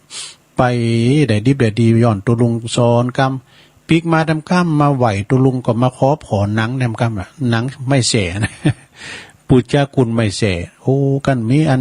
หนังอันนี้ฟาดกุลผมในนาตุลุงผมก็ไม่ได้ดีแหละเนี่ยเสียมพองก่อนนี้ออกบ้านออกเมืองไปนี้ออกบ้านออกเฮือนไปไหนไปอยู่ที่อื่นที่ไกลไปต่างลักปักฐานไปอยู่ถิ่นที่อื่นนะจนว่าปิ้นลำปิ้นโดยเจ้าโซปีกมาบ้านเกิดเนี่ยไข่ปะม้อนนั้นนะม้อนนั้นเนี่ยมันไหลตีไหลขาดมันเลยหนีตะลึดเปิ้งมาป้าเราได้ยื้อมันเอาชะตั้งปันมันได้นั่นการมันไหลเฮานี้เนี่ยเฮาได้อยู่นี่มันก็ท่ามันลำด้วย มันขึ้นไปปุ่นนะเนาะปูสลีเหรอปูสลีนี่เป็นกำเมืองเนี่ยถ้าว่าเป็นกำยองในภาษาเนาะสลีนี่นะเพราะว่าภาษาพออย่างหุ่นอย่างสลีมัดตั้งเนี่ยนะ ภาษากำยองแปลว่าภาษานะโมกก็คือโมกนั่นนะแล้วก็ปักกระตืนนี่ปักกระตืนนี่ก็คือปอบไปพอปักกระตืนเนี่ยเพลงเป็นเมีเหรอนะวันใจอย่าทึดไฟไหม้ลองเข้าปู่โจมทึด แล้วก็ลูกกุยนี่เราแปลว่าอย่างหรอลูกกุยเนี่ยคือกำปั้นนะกำปั้นลูกกุย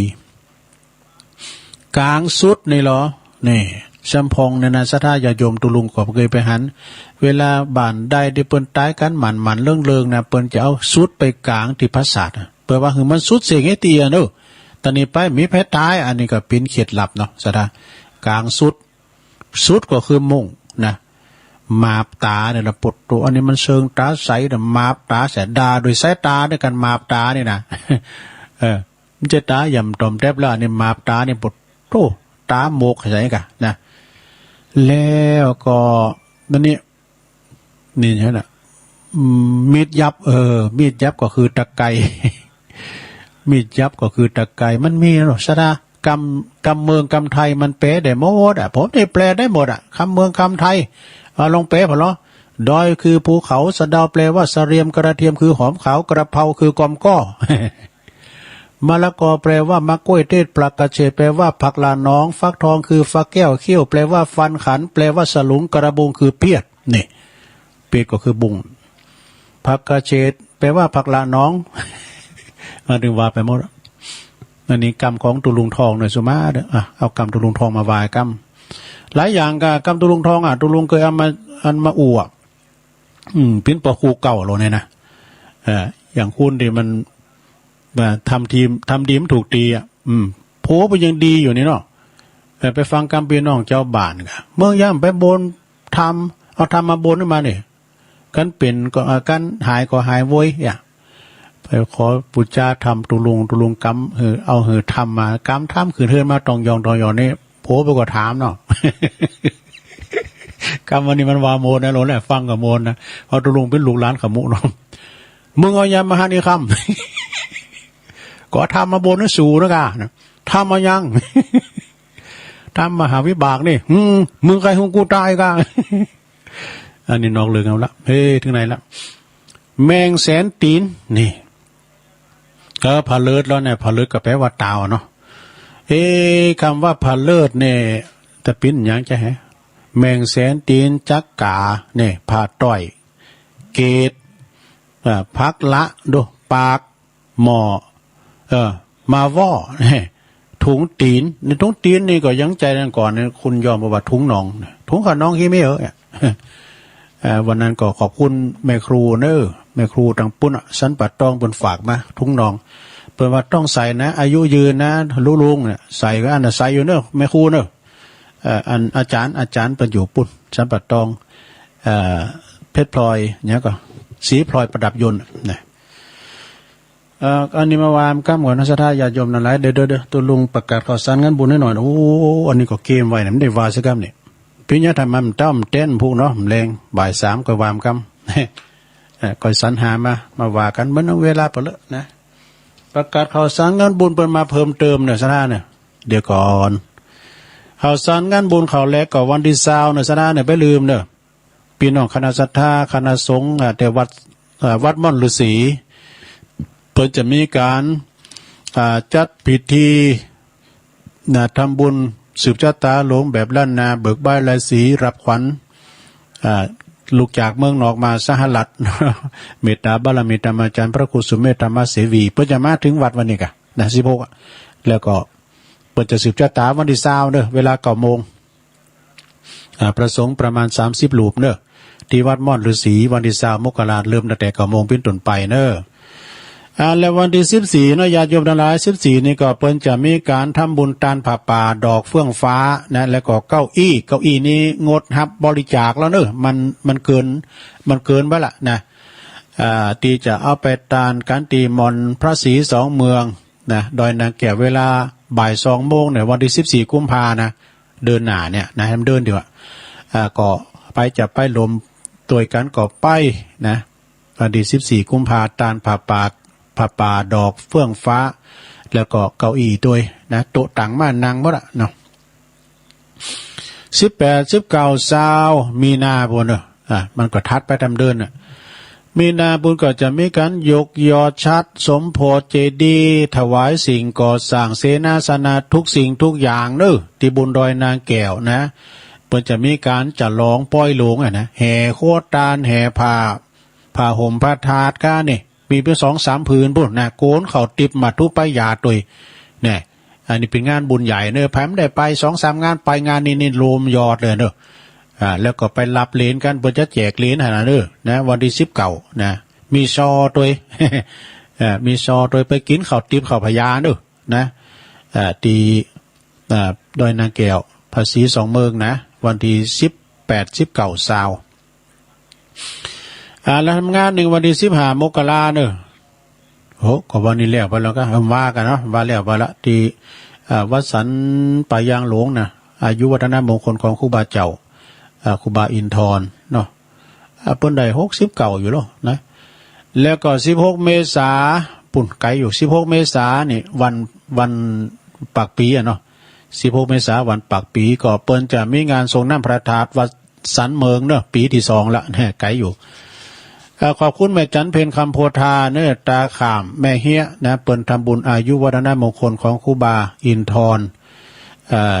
ตีวัดสันป่าย่างหลงหลับปูน500 บาทเนื้อเปิ้นโอนมาไปทำบุญละนะแล้วก็อ่านให้เปิ้นได้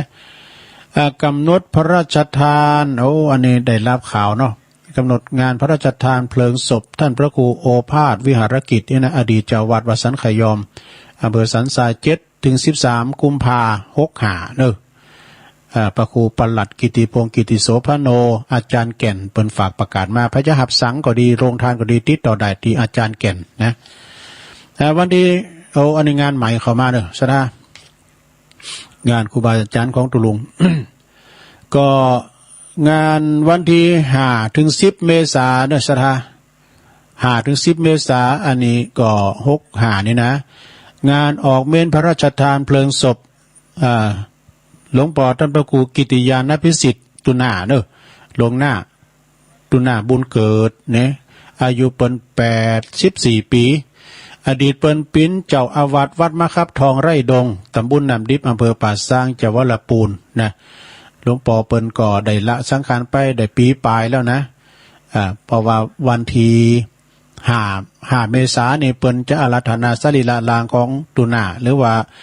หลวงพ่อท่านพระครูกิติยานพิสิทธิ์นั้นขึ้นสู่พระศาสตร์เมนใหม่นกหัสดีลิงนะแล้วก็วันที่10 เมษายนเป็นวันพระราชทานเพลิงศพอันนี้ก็ตั้งคณะสงฆ์ตำบลน้ำดิบโดยมีเมตตาบารมีตามอาจารย์พระครูสติสารคุณเจ้าคณะตำบลน้ำดิบแล้วก็เจ้าวัดน้องผ้าขาวเป็นเก้าเป็นกั้นในงานนี้ด้วยเนาะแล้วก็ตั้งอาจารย์ท่านพระครูปลัดทนงชยาพลโนตุปินุมวัดบทน้ำดิบประธานอปตฝากประกาศมาเนอะเปิ้นนิมนต์ตุลุงไปช่วยงานขอจะไปเต็ดในเนอะจะไปจุยเตะตุปีแซงบอกว่านิมนต์ตุลุงมาช่วยเถอะเนอะ5 ถึง 10เนอะ5 ถึง 10 เมษาก็ไปปะกับอันพินันรัตนะจำรัตแล้วก็ตั้งปหลวงเสกสรรเขานะหลายท่านแล้วก็งานต่อไป15 16นี่เมษาเนอะ15 เมษาที่วัดใหม่พัฒนาตำบลยางครามอำเภอดอยหล่อนี่เปิ้นก็จะมีการอบรมสมโภชองค์พระธาตุเนอะเปิ้นแปลงพระธาตุนี่ปุดโทงามตุลุงกำหันกำเตือหันในเฟซในไลน์แล้วก็เปิ้นสมโภชคือตั้งแต่50 ปีนะแม่นกันว่า50 ปีของการตั้งวัดนะตั้งวัดมา50 ปีวัดใหม่พัฒนาและวันที่17 เมษายนนี่เปิ้นก็จะมีการยกยอดชัดบรรจุหัวใจพระธาตุนะอันนี้เป็นงานบุญใหญ่เนื่องงานฉลองปูชาพระธาตุที่วัดใหม่พัฒนาท่านพระครูสถาพรพัฒนารังสีท่านเจ้าคณะตำบลยางครามเจ้าวัดใหม่พัฒนาเนอะก็วันที่15 กับ 17เนอะที่วัดใหม่พัฒนาอาจารย์พระครูนี่เปิ้นพินสลาด้วยนะแป้งแตนทำมาแป้งยังได้โมดโตต่างมานังลูกศิษย์ของครูบาปอบุญยังปุญยังกะโลนะต่อไปก็งานต่อไป16 ถึง 21เนอะสถามีนานะเดือนหน้านี่นะเดือนในกันเนาะมีนาเดือนใน16 ถึง 21 มีนานี่ก็งานออกเม้นพระราชทานเพลิงศพนะท่านพระครูวรวัฒน์วิบูลย์ตุลุงบุญครูบาบุญเนอะอดีตเจ้าวัดหนองหอยเนอะตำบลป่าซางอำเภอป่าซางจังหวัดลำพูนโดยเมตตาบารมีธรรมหลวงพ่อพระครูไพศาลปริยัติกิจด็อกเตอร์เจ้าคณะตำบลป่าซางวัดป่าซางงามเป็นประธานในงานนี้โดยนะขอเมตตาบารมีธรรมอาจารย์ท่านพระอาจารย์นิเวศตุปิเวศศิษย์กตัญญูนะถึงซึ่งก็เป็นรักษาการแทนครูบาด้วยนะก็16 ถึง 21เนอะมีนาที่วัดหนองหอยนะหนองหอยป่าซางนะดอกไม้บานไม่บานตลอดปีโอกาสดีไม่มีบ่อยครั้งขอเชิญสาธุชนผู้มีจิตศรัทธาเข้าร่วมพิธีมหาพุทธาเทวาภิเษกหล่อองค์พระธาตุหล่อองค์สมเด็จพระพุทธปฏิมากรพระพุทธเจ้านามว่าหลวงพ่อทันใจสมปรารถนาประสิทธิมงคลพระเจ้าทันใจเนอะขนาดหน้าตักกว้าง99 นิ้วนะสูง127 นิ้วแล้วก็รวมทำบุญตอดผ่าป่าสามัคคีมหากุศลสมทบทุนในการสร้างสุ่มประตูวัดโดยกรุงเทพลำพูนเชียงใหม่แม่อายสู่มณฑลพิธีวัดสันห้างตำบลบ้านหลวงอำเภอแม่อายจังหวัดเชียงใหม่เด้อ2 วันด้วยกันวันเสาร์วันติด19 มีนาเนอะไกลอยู่19 มีนานะพิธีบวงสรวงนะก็เวลา9 โมงแล้วก็พิธีมหาพุทธาภิเษกนั้นตลอดวันตลอดคืนเนอะอาจารย์ท่านพระอาจารย์อำนาจอัคคปัญโยตุลุงจาน้อยพิธาจารย์ฝากประกาศมาเนอะนะฝากประกาศมา แล้วก็12กุมภาเนอะ12กุมภานี่ก็วัดพระธาตุดอยหล่อโดยเมตตาบารมีธรรมอาจารย์พระอธิการจิตอนาลโยนะเจ้าอาวาสพร้อมด้วยคณะสัตยาถึง2หมู่บ้านเพิ่นจะมีการถวายต้านเก้าอี้เนอะ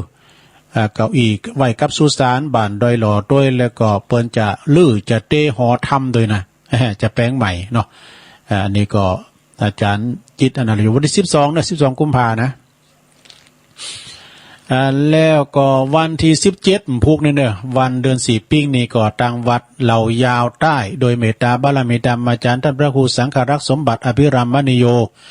ท่านเจ้าอาวาสพร้อมโดยคณะสัตยาเนอะเปิ้นจะมีงาน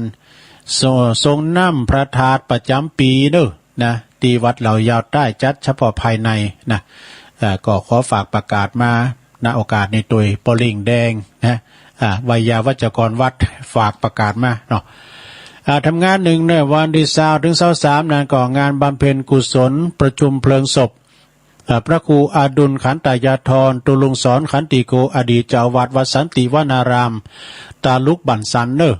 ตำบลหนองล่องอำเภอเวียงหนองล่องจังหวัดลำพูนวันที่20นั้นก็เปิ้นจะมีการหลากพระศาสตร์ด้วยอาราธนาศพขึ้นสู่พระศาสตร์เม่นใหม่วันที่23เป็นวันพระราชทานเพลิงศพเนอะก็ตุลุงก็จำเป็นจะต้องไปช่วยงานเปิ้นตุปีเกี่ยวเปิ้นก็ขอไปช่วยวันที่20ก็ไปนอนละนะฝากรายการไว้กับอาจารย์พระครูเนาะคืนเวลาก็วันที่20ถึง23เนอะไปนอนบุญนะ3คืนนะช่วยงานตุปีเกี่ยวพระอาจารย์สุวิทย์ประภัสโรนะอันนี้เปิ้นยังมาเปิ้นเสียงบุญใหม่ๆก็ไปนอนบุญนะเอาละตอนนี้ตุลุงจะตักตังลายให้ก่อนเนาะตักตังลายก็มีศรัทธาญาติโยมที่เปิ้นเขามาฟังกันเนี่ยโอ้มาตักมาตังลายก่อนเน้นนาเนอะศรัทธาเนอะขอขอบคุณตังแม่สุทัศน์ดีมูลทุ่งปีแม่วางเนอะตักมาเจ้าชายก้าวเผาจากปุ้นบันแม่ทาปุ่นนั้นเนี่ยเจ้าชายก้าวเผาเนี่ยฟังอยู่ครับเนี่ยแม่น้องสาธุสาธุขอบคุณตุลุงเนอะเปิดเพลงม่วนดีแม่พิมพ์ของชาติเปิดพิมพ์แม่ครูเนี่ยแม่น้องนี่นะโยมการหาสีเพชรตัวเนอร์อันนี้ก็ฟังตั้งแต่รายการเพลงมาแล้วขอบคุณในแม่เนอร์โยมการหาสีเพชรแล้วก็แม่ครูกัญญากศนตัวนะอันนี้เพิ่นก็ฟังอยู่แล้วก็มีชื่นใจไพรวัน พี่น้องปางน้ำทุกเนาะแม่ชื่นใจไพรวันฟังอยู่นะปางน้ำทุกกับปุ่นปาเมงดอยสะเก็ดนะแล้วก็วันนี้สมาชิก0104เนาะแล้วก็แล้วไป โอ้วันนี้ปอบุญธรรมใจกาดเนี่ยหมูเปิงพุทโธปนฟังอยู่เนยนะแล้วก็อาจารย์ใจทองขันเนอะอันนี้ปอครูเก่าเนอะพี่น้องหลายปิ้งน้องผ่าขาวสาธุสาธุขอบคุณครับเนี่ยขอบคุณอาจารย์ด้วยเนอะแม่ครูทองคำที่วงคำจากเสาหินสีโบบานนะแล้วก็แล้วก็อัมพรกันถ้ามีนะฟังต่างวิทยุเนอะเจ้านี่แล้วก็สุทธิสอนใจนะสวดมนต์ตัวครับโอ้ขอบคุณเนอะแม่แสงชุติวงศ์แม่ย่อยสันทรายแล้วก็มีคุณแม่การดาศรีเนตรฟังอยู่นะครับทุลุงนะแม่ทองคำพรหมมินนะอันนี้อยู่แม่แตงบนเนอะแม่แตงแม่จงดีแม่จงดีเปิ้นก็เขียนมาเหมือนกันเนอะแม่จงดีเชื้อกันทาอันนี้ลายใหม่เนี่ยปิ้นเจ้าภาพดอกซากุระดอยนางแก้ววันที่15 มกราคมว่าเนี่ยแม่ประภัยวงศรีสุขนะป่าบงเวียงฝาง100 บาทแม่สุพันกาวิทะกุลวิทะนะป่าบงเวียงฝาง100 บาทแม่แววเพ่งขุนทศเตาประวัติเตาดินนี่นะฝาง100 บาทเด้ออนุโมทนาด้วยเด้อไผจะหอมไปกินหอมตาลดอกเฟื่องฟ้าก็ติดต่อได้นะตีแม่ครูคุณแม่จงดีเชื้อกันทาฝางเด้อแล้วก็ชมลมวิทยุดอยหลังถ้ำซีบีดอยหลังถ้ำเนอะโดยนิกรชัยน้อยขอบคุณเนอะคุณแม่จันเรือนใสเวียงตาการดีแต่แล้วดอกแล้วก็มีคุณพี่ยุพินพี่น้อยหอมมาลาจากแม่หยวกดิมันหน้าศาลากลางก่อนเนอะ โอ้พี่น้องบันไกจิรพันธ์โมป้อฟังอยู่ปุ่นน่ะประเทศจังหวัดกะเฮ้ยประเทศกะเดนมาร์กปุ่นไหนดูอยู่เดนมาร์กปุ่นน่ะไกลขนาดนั้นดูเพิ่นยังสูงกระแสเสียงสูงมาอยู่นะขอบคุณได้มาจิรพันธ์อยู่น้ำปุ่นมะนาวเดี๋ยวนี้ฮะบ่เดียวนี่นะตีสามตีสี่นะครับเพิ่นกันล่าง9 โมงเมื่อคืนน่ะดูโอ้มันไปกันหนักว่ากันเด้อ9 โมง3 ทุ่ม4 ทุ่มเนี่ยมันคูณละ4 กิโลขอบคุณแม่จิรพันธ์โมป้อแล้วก็แม่พันธาวันนะนี่ก็ตักเข้ามาแม่มนฤดีอันนี้เปิ้นอยู่อันพุทธนิมิตยายแดงดอกตะล่อมนี่ปลาข่อยไต่ตรงปลาข่อยเนาะชมรมสกาย84ตัวแล้วโอ้อันนี้เจ้าหมูพระคุณลงยันนะศรีโลอันนี้เปิ้นอยู่ปุ้นทุ่งพึ่งตำบลทุ่งช้างจังหวัดน่านอันนี้เปิ้นเก่าตุลุงเปิ้นปิ้นเจ้าคณะตำบลปิ้นเจ้าวัดปิ้นพระครูละเนาะเหมือนได้ปิ้นเจ้าคณะตำบลละ ประพันธ์กันทิยะตัวแม่จันเพนคำโพธาแม่เล่งจันเพนจากต้าข้ามปหลงศรีวังบางคมเนตรบัดดังแม่จำปีวงฟ้านฟังอยู่แม่จำปีอันนี้เปิ้นอยู่อันปูนากาทุ่งปูแดงเนี่ยฟังกันอยู่เนาะสถาเนาะก็ฟังกันไปไปตังปีนี้ตัวโยมอาลีต้นเปากราบไหว้สาเจ้าตุลุงนี่แล้วก็รออันนี้ไปหมดรอฟังอยู่เจ้าอันนี้ก็เป็นอันข่าวสารงานบนแล้วก็ตักมาตังลายนะตอนนี้ไปตุลุงก่อนจะได้เจริญพรวันนี้เป็นวันครูเนาะสดาญาโยมภัยพร้อมที่จะโทรมานี่ตุลุงจะเปิดสายแล้วนะเนาะเปิดสายแล้วก็เอาอกเอาใจสถาเนี่ยพระจะโทรมาก็โทรมาเถอะนะตุลุงก็ไม่ได้ล็อกเบอร์ไผสักคุณแหละสดาเอ้ยเพราะว่าไผมันเต้ามันเต้นนี่นะก็เขาก็ต้องงั้นไปต้นแรงพุกกันนะ แรงพุกนี่ก็ฟังกันเจริญพรเจ้าไหวซะเจ้าตุลุงยองยายน้อยเจ้าวันนี้ขออนุญาตหน่อยนะเจ้าเกือบ2 นาทีปลายนะเจ้า2 นาทีปลายเนี่ยเอากะเจ้าว่าไปเลย15 มกราพี่น้องที่อยู่เขตของล้านนาวันเกิด6 รอบขอหมู่ทิตาขอหึงครูบาสุขสบายเจ้าคือรอดปลอดภัยโควิด19โอมีคนเก่าอย่าเข้ามาขอให้ต่างๆขอหึงไกลกราเปดิโลกาอย่ามาเข้าไก่จักขึ้นก่อสร้างจักเป็นงานใดอยู่ใดสมใจดังคิดคือมีสถานกัลยามิตรจักคิดก่อสร้างอันใดคือเสร็จแล้วปันหรือสั้นดังใจคือเป็นงานใดสมใจเนอเจ้าคือเป็นขวัญใจคนแก่คนเฒ่าบรรยายกระเจ้าคนฟังมักจักอยู่จักไปเป็นสีหักศรัทธาเจ้าบ้านมึนคือวัดสายย่างมีเตเจริญผ่านกายขอเจิญเวเหี่ยวเนอเจ้าขอหึงครูบาอยู่จนแก่เฒ่า269 ร้อยสาวาสาสาธุกับไหวครูบายายหน่อยครูจ้าครูบาเนอเจ้าปีนี้มันเจอโควิด19ปีหน้าเนอเจ้าคงจะได้ไปขอโมทนาพี่น้องทั้งหลายที่คนได้ไปสาธุตัวเจ้าสาธุตัวเจ้าสายสรุปขอสุมานะเจ้าตะกี้ลุงยองว่าหมวกนะเจ้าภาษายองกุ๊บนะเจ้าเราจะได้ว่าหมวกนะเจ้ายังจำในบทก้อนว่าตึกนะเจ้าตึกภาษาไทยแปลว่าติดขัดนะเจ้าวันนี้ให้ฟังด้านของวุ้น11 โมง15 นาทีรายการ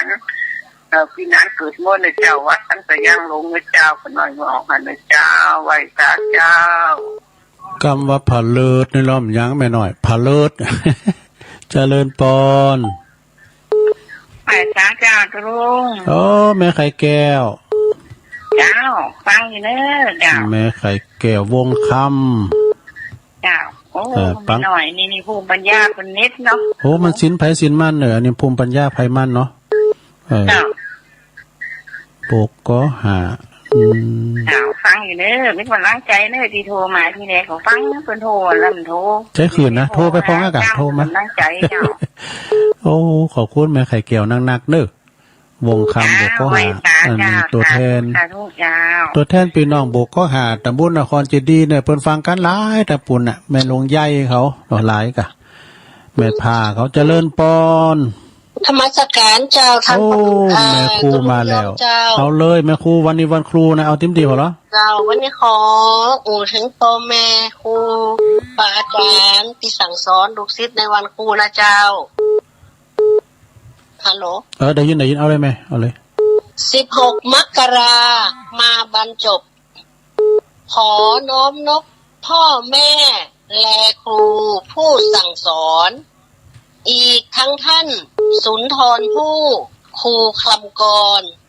ตราบม้วยมอนจะไม่ลืมพระคุณครูไม่มีใครไม่มีครูแล้วรู้รอบรู้คำตอบรู้หลักล่อ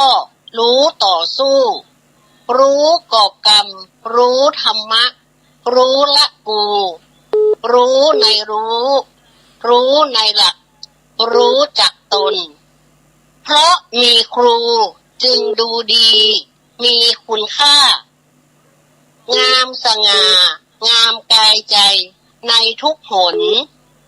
คนสร้างชาติชาติเชิดชูครูสร้างคนน้อมกมลมาวันทาบูชาครู โอ้เน็ตเนอร์ แม่ครู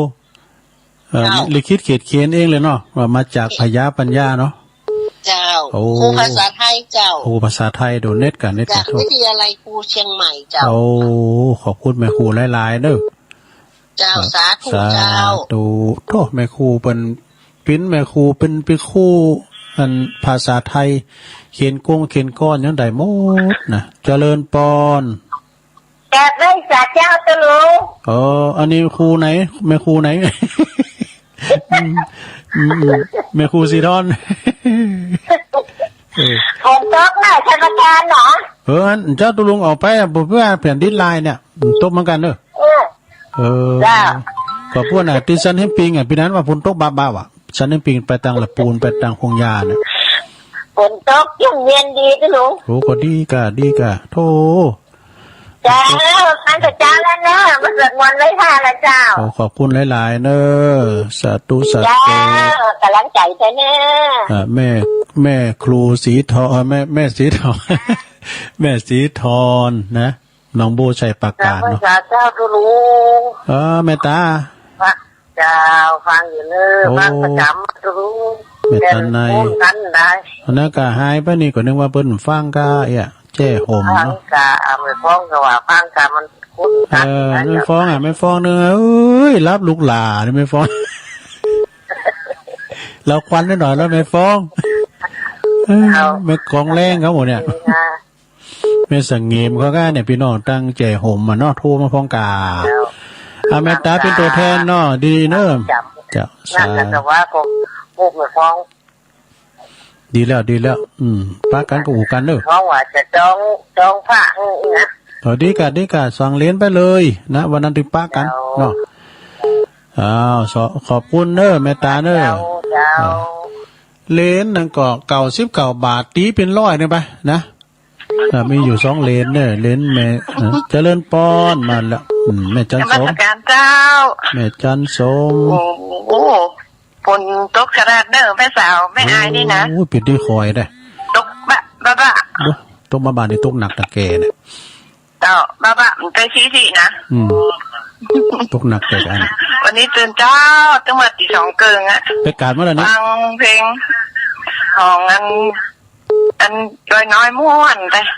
เนี่ยเขาถามว่าลายคุณภัยเป็นหมอห้องไงนะอาจารย์หลงเนอะตำนานวัดพระธาตุดอยน้อยนะวันหน้าถ้ามาทางฝั่งต้นมาตัวเนอตุลุงอาจารย์หลงเนี่ยนิมนต์เปิ้นยังเปิ้นจะบวชตลอดนะนี่เจ้าแล้วที่เปิ้นห้องเพลงดอยนางแก้วแล้วกับโยมพนิตาพรหมมินเปิ้นห้องกูกันต้นนั้นเปิ้นยังบวชวันนี้ได้ปอนนั้นตุลุงนะมาถูกอย่าจกดีแล้วเนอะวันที่17วันนี้กะวันนี้เพิ่นบอกอ่ะใช่มันใช่มันออกวันที่17เจ้าวันนี้วันครูขอสวัสดีคุณครูทุกคนเลยนะเจ้าอากาศคุณครู กูคนมีอายุวันนะสุขภาพละสุขภาพแข็งแรงกูคนนะเจ้าเป็นครูที่ดีของลูกศิษย์ลูกหาละอ่อนนักเรียนลูกศิษย์ลูกหาเจ้าไม่พูดละวันไหวเนอะสาธุอีกอะเจ้าสาธุโอ้ดีแล้วจะไม่ใจนะเจ้านมัสการเจ้าเจริญปอนอีกอะนะประจุอวยใจให้แม่ครูปอครูเขาตั้งหลายตัวนะเจริญปอนเจ้ากับแม่สาเจ้าตุลุงไม่สุเกี้ยศิลพรสิเตี้ยพระห้องหลับปุ่นเด้อไม่สุกโอ้ได้ฟังตัวเพลงแล้วมาแล้วเจ้าตุลุงฟังทุกวันเด้อเจ้าวันนี้วันครูก็ขอให้คุณครูที่ได้สอนได้สั่งได้ทำได้เรียนที่ผ่านมาก็ขอให้คุณครูทุกคนทุกท่านขอมีสุขภาพสมบูรณ์แข็งแรงนะเจ้าแต่อีกอะเจ้าคุณครูที่ได้สอนได้สั่งเรามานี่นะทุกท่านทุกคนเด้อมีสุขภาพสมบูรณ์แข็งแรงอย่าได้เจ็บอย่าได้โจรเงินไหลมากองทองไหลมาหาแล้วคุณครูเด้อเจ้าครูละวันซะตัวเด้อแคบไว้สาเด้อสาธุเจ้าปันใหญ่ปันสูงให้กับว่ามันใจแหละสูงอายุบนหรอเนาะเจริญปอนเขาไว้จากเจ้าตุลุงฟังอย่างเด้อแม่สายทองเอาเพลงหมดวันนี้เนาะเพลงมนถึงวันอ่ะทำก็ยาวไปเนาะเจ้าทำยาวไปหน่อยเนาะเจ้าก็ดีแล้วเราเจ้าสักจินดิเจ้าคุณแม่สายทองเด้อเจ้าสาธุ0899555656โทรกันเข้ามาเจริญปอนใช่เจ้าตุลุงนั่นแม่อุ้ยอินเนาะเจ้าอุ้ยอินนี่ก็มือแมนเหมือนกันเนอะเนาะลูกแม่อุ้ยก็ปิ้งปูลูกไปก็ปิ้งปูอยู่เห็นอยู่พลาดของก่อนตุลุงก็เคยเป็นคู่เหรอคนก็ไม่จบไม่ใจไม่จบครับแข็งแรงก่อนเนอะอะไรก็แต่เดินหนักเนาะตุลุงนี่มีเงินเดินนะเพราะเป็นคู่เลี้ยงควายแล้วผมก็คือดีที่สุดนะเพราะว่ากรรมไม่เสมก่อนที่เป็นคู่อ่ะดูแล้วก็ธรรมะตลอดเนี่ยตัวก็โชว์ฮะตัวก็ติดติดกุกรรมเหรอติดกุหลาบเหรอแม่ติดกุหลาบติดกุตุนอ่ะเปิ้นพยายามเปิ้นยังติดไม่ลงนี่ติดกุตุนอ่ะยินดีเนอชีวิตยืดยาวแต่รักคนสาวเนาะกันสาธุฟังเพลงกับว่ามนว่าแต่เจ้าคนสาวเนาะฟังสาวอย่างเดียวซับเขาก็เป็นคู่นะเดี๋ยวนะซับเนาะเป็นคู่อย่างก็เขาตื้อไม่แชร์นี่ฟาดควายก่อนนี่ก็เขียนควายกับเป็นคู่ไหวซาเจ้าต้องได้แม่การจริงได้เจริญปอนไม่แก้วไม่แก้วไม่แก้วต่อแค่ไปแล้วแม่วันโทรมาแล้วแม่วันอ่ะขาวอ่ะแม่จันสีบันกอกเนาะเจ้าแม่ขอบอกอาวุธเราอย่างนี้บอกหมูคู่เลยก็เจ้าแม่จันสีบันกอกนะไม่จะบอกเก่าอย่างนี้นะคุณจะปฏิบัติด้วยคุณจะทำลืมคำก็แล้วแต่เปิดเนอะเพราะคุณท่านสอนมาตั้ง60 ปีเดี๋ยวบอกอายุ60 ปีพวกเกษียณเนี่ยจนเขาสันดานนิดหน่อยไงเนาะเดี๋ยวเรียนชัดเจนดีเนาะแม่เนาะอันนี้1มีความเคารพ2อาวุธตัวอย่างนี้นะมีความข้อ2มีความจริงใจจะชนะใจมิตรหายและทุกคน3ความอ่อนน้อมชนะใจคน4ความเมตตาให้สัตว์5ความซื่อสัตย์สุจริตเป็นผลดีกับตัวเอง6ความรักครอบครัวรักผู้มีพระคุณ7ความเชื่อฟังพ่อแม่ครูบาอาจารย์จะประสบความสำเร็จ8ความกตัญญูต่อพ่อแม่ครูบาอาจารย์และผู้มีพระคุณจะทำให้เรามีความสุขความเจริญ9ความอดทนจะประสบความสำเร็จ ดีนะเจ้า เขายังนอกขอบคุณเนอแม่จันสีบันกอก เจ้าขออวยพรคุณครูตั้งรุ่นในรุ่นแม่เป็นยังเลยมันอยู่แรมหาจะ ดูสมัยปี05คือตลอดจบปี05จะมีน้องหอยประการเนาะเนี่ยคุณครูยังอยู่ก็เข้าทั้งมันอยู่เนาะเจ้าเด้อเป็นเฉพาะคุณครูอายุยืนถึง100เด้อสาธุแม่ปลาวันนั้นแม่ปลาปนละปุงหู้ก็โทรมาเนาะแม่ปลาตัวอยู่ปุงหู้เจริญปอนเจ้าตะลุงทางตะกี้แล้วไม่ตอบว่าพักมันจะลืมเลยเจ้าคำว่าตอบทุกข์อ่ะเจ้าภาษาไทยแปลว่าลื่นล้มนะเจ้า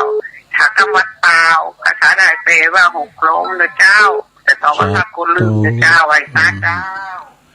0899555656อ้าวเจริญปอนหลายภาษาเดียวโอ้ยายพรกะแล้วทุกมั่มเจ้าละกะเขาแสนปีนี่คนนั้นเอาเปรียบกันนี่กันแล้วตื่นนี่คนพี่ยังรับดีกว่าดีละเนอะ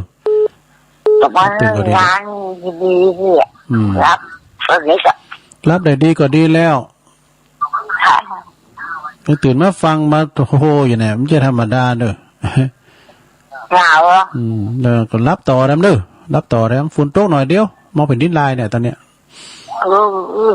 เรียกโต๊ะก็รับเนี่ยฝุ่นโต๊ะดีเนี่ยกับมารับดีอ่ะยายพรเดี๋ยวอยู่เฮือนใหม่ก็รับดีอ่ะนะมันก็หนาวนะมันเพราะหนาวกับมันอันนี้กะมันก็ฝุ่นโต๊ะเนี่ยกะอ้าวขอบคุณยายพรอยู่ดีมีสุขเนอยายพรร้องวัวแดงเจริญปอนไว้สาเจ้าตุลงเจ้าแม่จันทิพย์เกตกาลามฟังเจ้าแล้วเนาะเจ้าพอดกับเจ้าเราจะฟังเพลงกับม่วนวันนี้นะเจ้ามันจะมีตะเอียฟังเพลงกับโมนทำนิ่มเพราะใดกูมามีนาไหลหอมเป็นกำลังใจตุลุงนะเจ้าจีดีมีจุกนะเจ้าขอบคุณเนี่ยขอบคุณได้หลายนี่แม่เนี่ยสาธุเจริญปอนไว้สาธุลุงพี่น้องบันไกพี่จังเราพังแต่เจ้าครับวันนี้สัดเย็นดีครับเนาะหลายผู้หลายคนเนาะโทรกันถึงวันกันได้ครับเนาะก็มันรายการหน้าหมูหรอเนาะครับมันเหมือนปีเป็นน้องกันครับเนาะใส่ปีเป็นน้องครอบครัวคืนสีขาวอ่ะครอบครัวเขานะครับตอนนั้นประเสริฐครับงกเหมือนใจขออันกำลังใจท่านตุลุงเนอร์ตุลุงได้อยู่ดินเป็นชุกอายุวันยืนยาวเป็นลูกโอลมใสแกพอออกไม่ออกต่อไปครับโอ้คนปนนั้นของเขาทาเนี่ยขอบคุณหลายๆในปนนั้นเนอะครับไว้สาธุพุทธพี่น้องบันไกเนี่ยหน้าน้อยหน้าแดงเมื่อก่อนนั้นน่ะเมืองนานเมื่อก่อนเนอะนี่นะปนนั้นประเสริฐนี่นะโธ่เปิ่นถึงโทรมากูเตออ้าวสายบุญมาแล้วไปแต่เจ้าตุลุงโอ้มันจะเด่นลักษกรรมอันนี้ไผ่ตั้งใดนี่แม่สีอ่ะโอ้เจ้าแม่สีปัญโยเจ้าโอ้วันนี้จุ่มเย็นนะเจ้าเนอะฝนตกโอ้ดีฝนตกดีก็ดีแหละเจ้าฟังก็กับเจ้าแล้วนะเจ้าเนอะโอ้ทำแม่วันนี้น้ำมันนี่นะเจ้าเนอะทุนเพิ่งสารปีเนาะเจ้าฟังทำตัวตุลุงไม่ว่ามันเตะซ้ำวันนั้นก็คนนะเจ้าเนอะวันนี้ก็เตะกรรมแล้วก็มาเตะซ้ำมันเนี่ยสัญญาไม่ได้นอนตุลุงขี้ลืมเบิดก่อนถ้าสอบมาเล็บจำพุกต้องไป3แล้วเตะทั้งนั้นเนาะแต่วันนี้วันที่ตุลุงออกวันตั้งแต่วันไม่ใช่อันนี้วันนี้มาเตะเปิ้นได้นั่นอันพอพระควรเตะไปก่อนแล้วก็อันเปิ้นเดี๋ยวเปิ้นจะเข้ารายการเปิ้นจะอ่านรายชื่อเรียกอ่ะไปขอเวลาพระครูวรธรรมนาถติดหนานี่เปิ้นก็มาตามปกติเปิ้นนะกะวันปิอันติดนิ่มไหนหรอไปขอเวลาเปิ้นจะอ่านรายชื่อนะมันเงินอันอย่าดินพอค้างหมูอ่ะเจ้าไปกดหาฟังเนี่ยแต่ตุลุงเนี่ยเป็นสาธุสายต่อไปเจริญปอน ก็คิดเนื้อแห่งดงตุลุง โอ้ปอชิดหางดง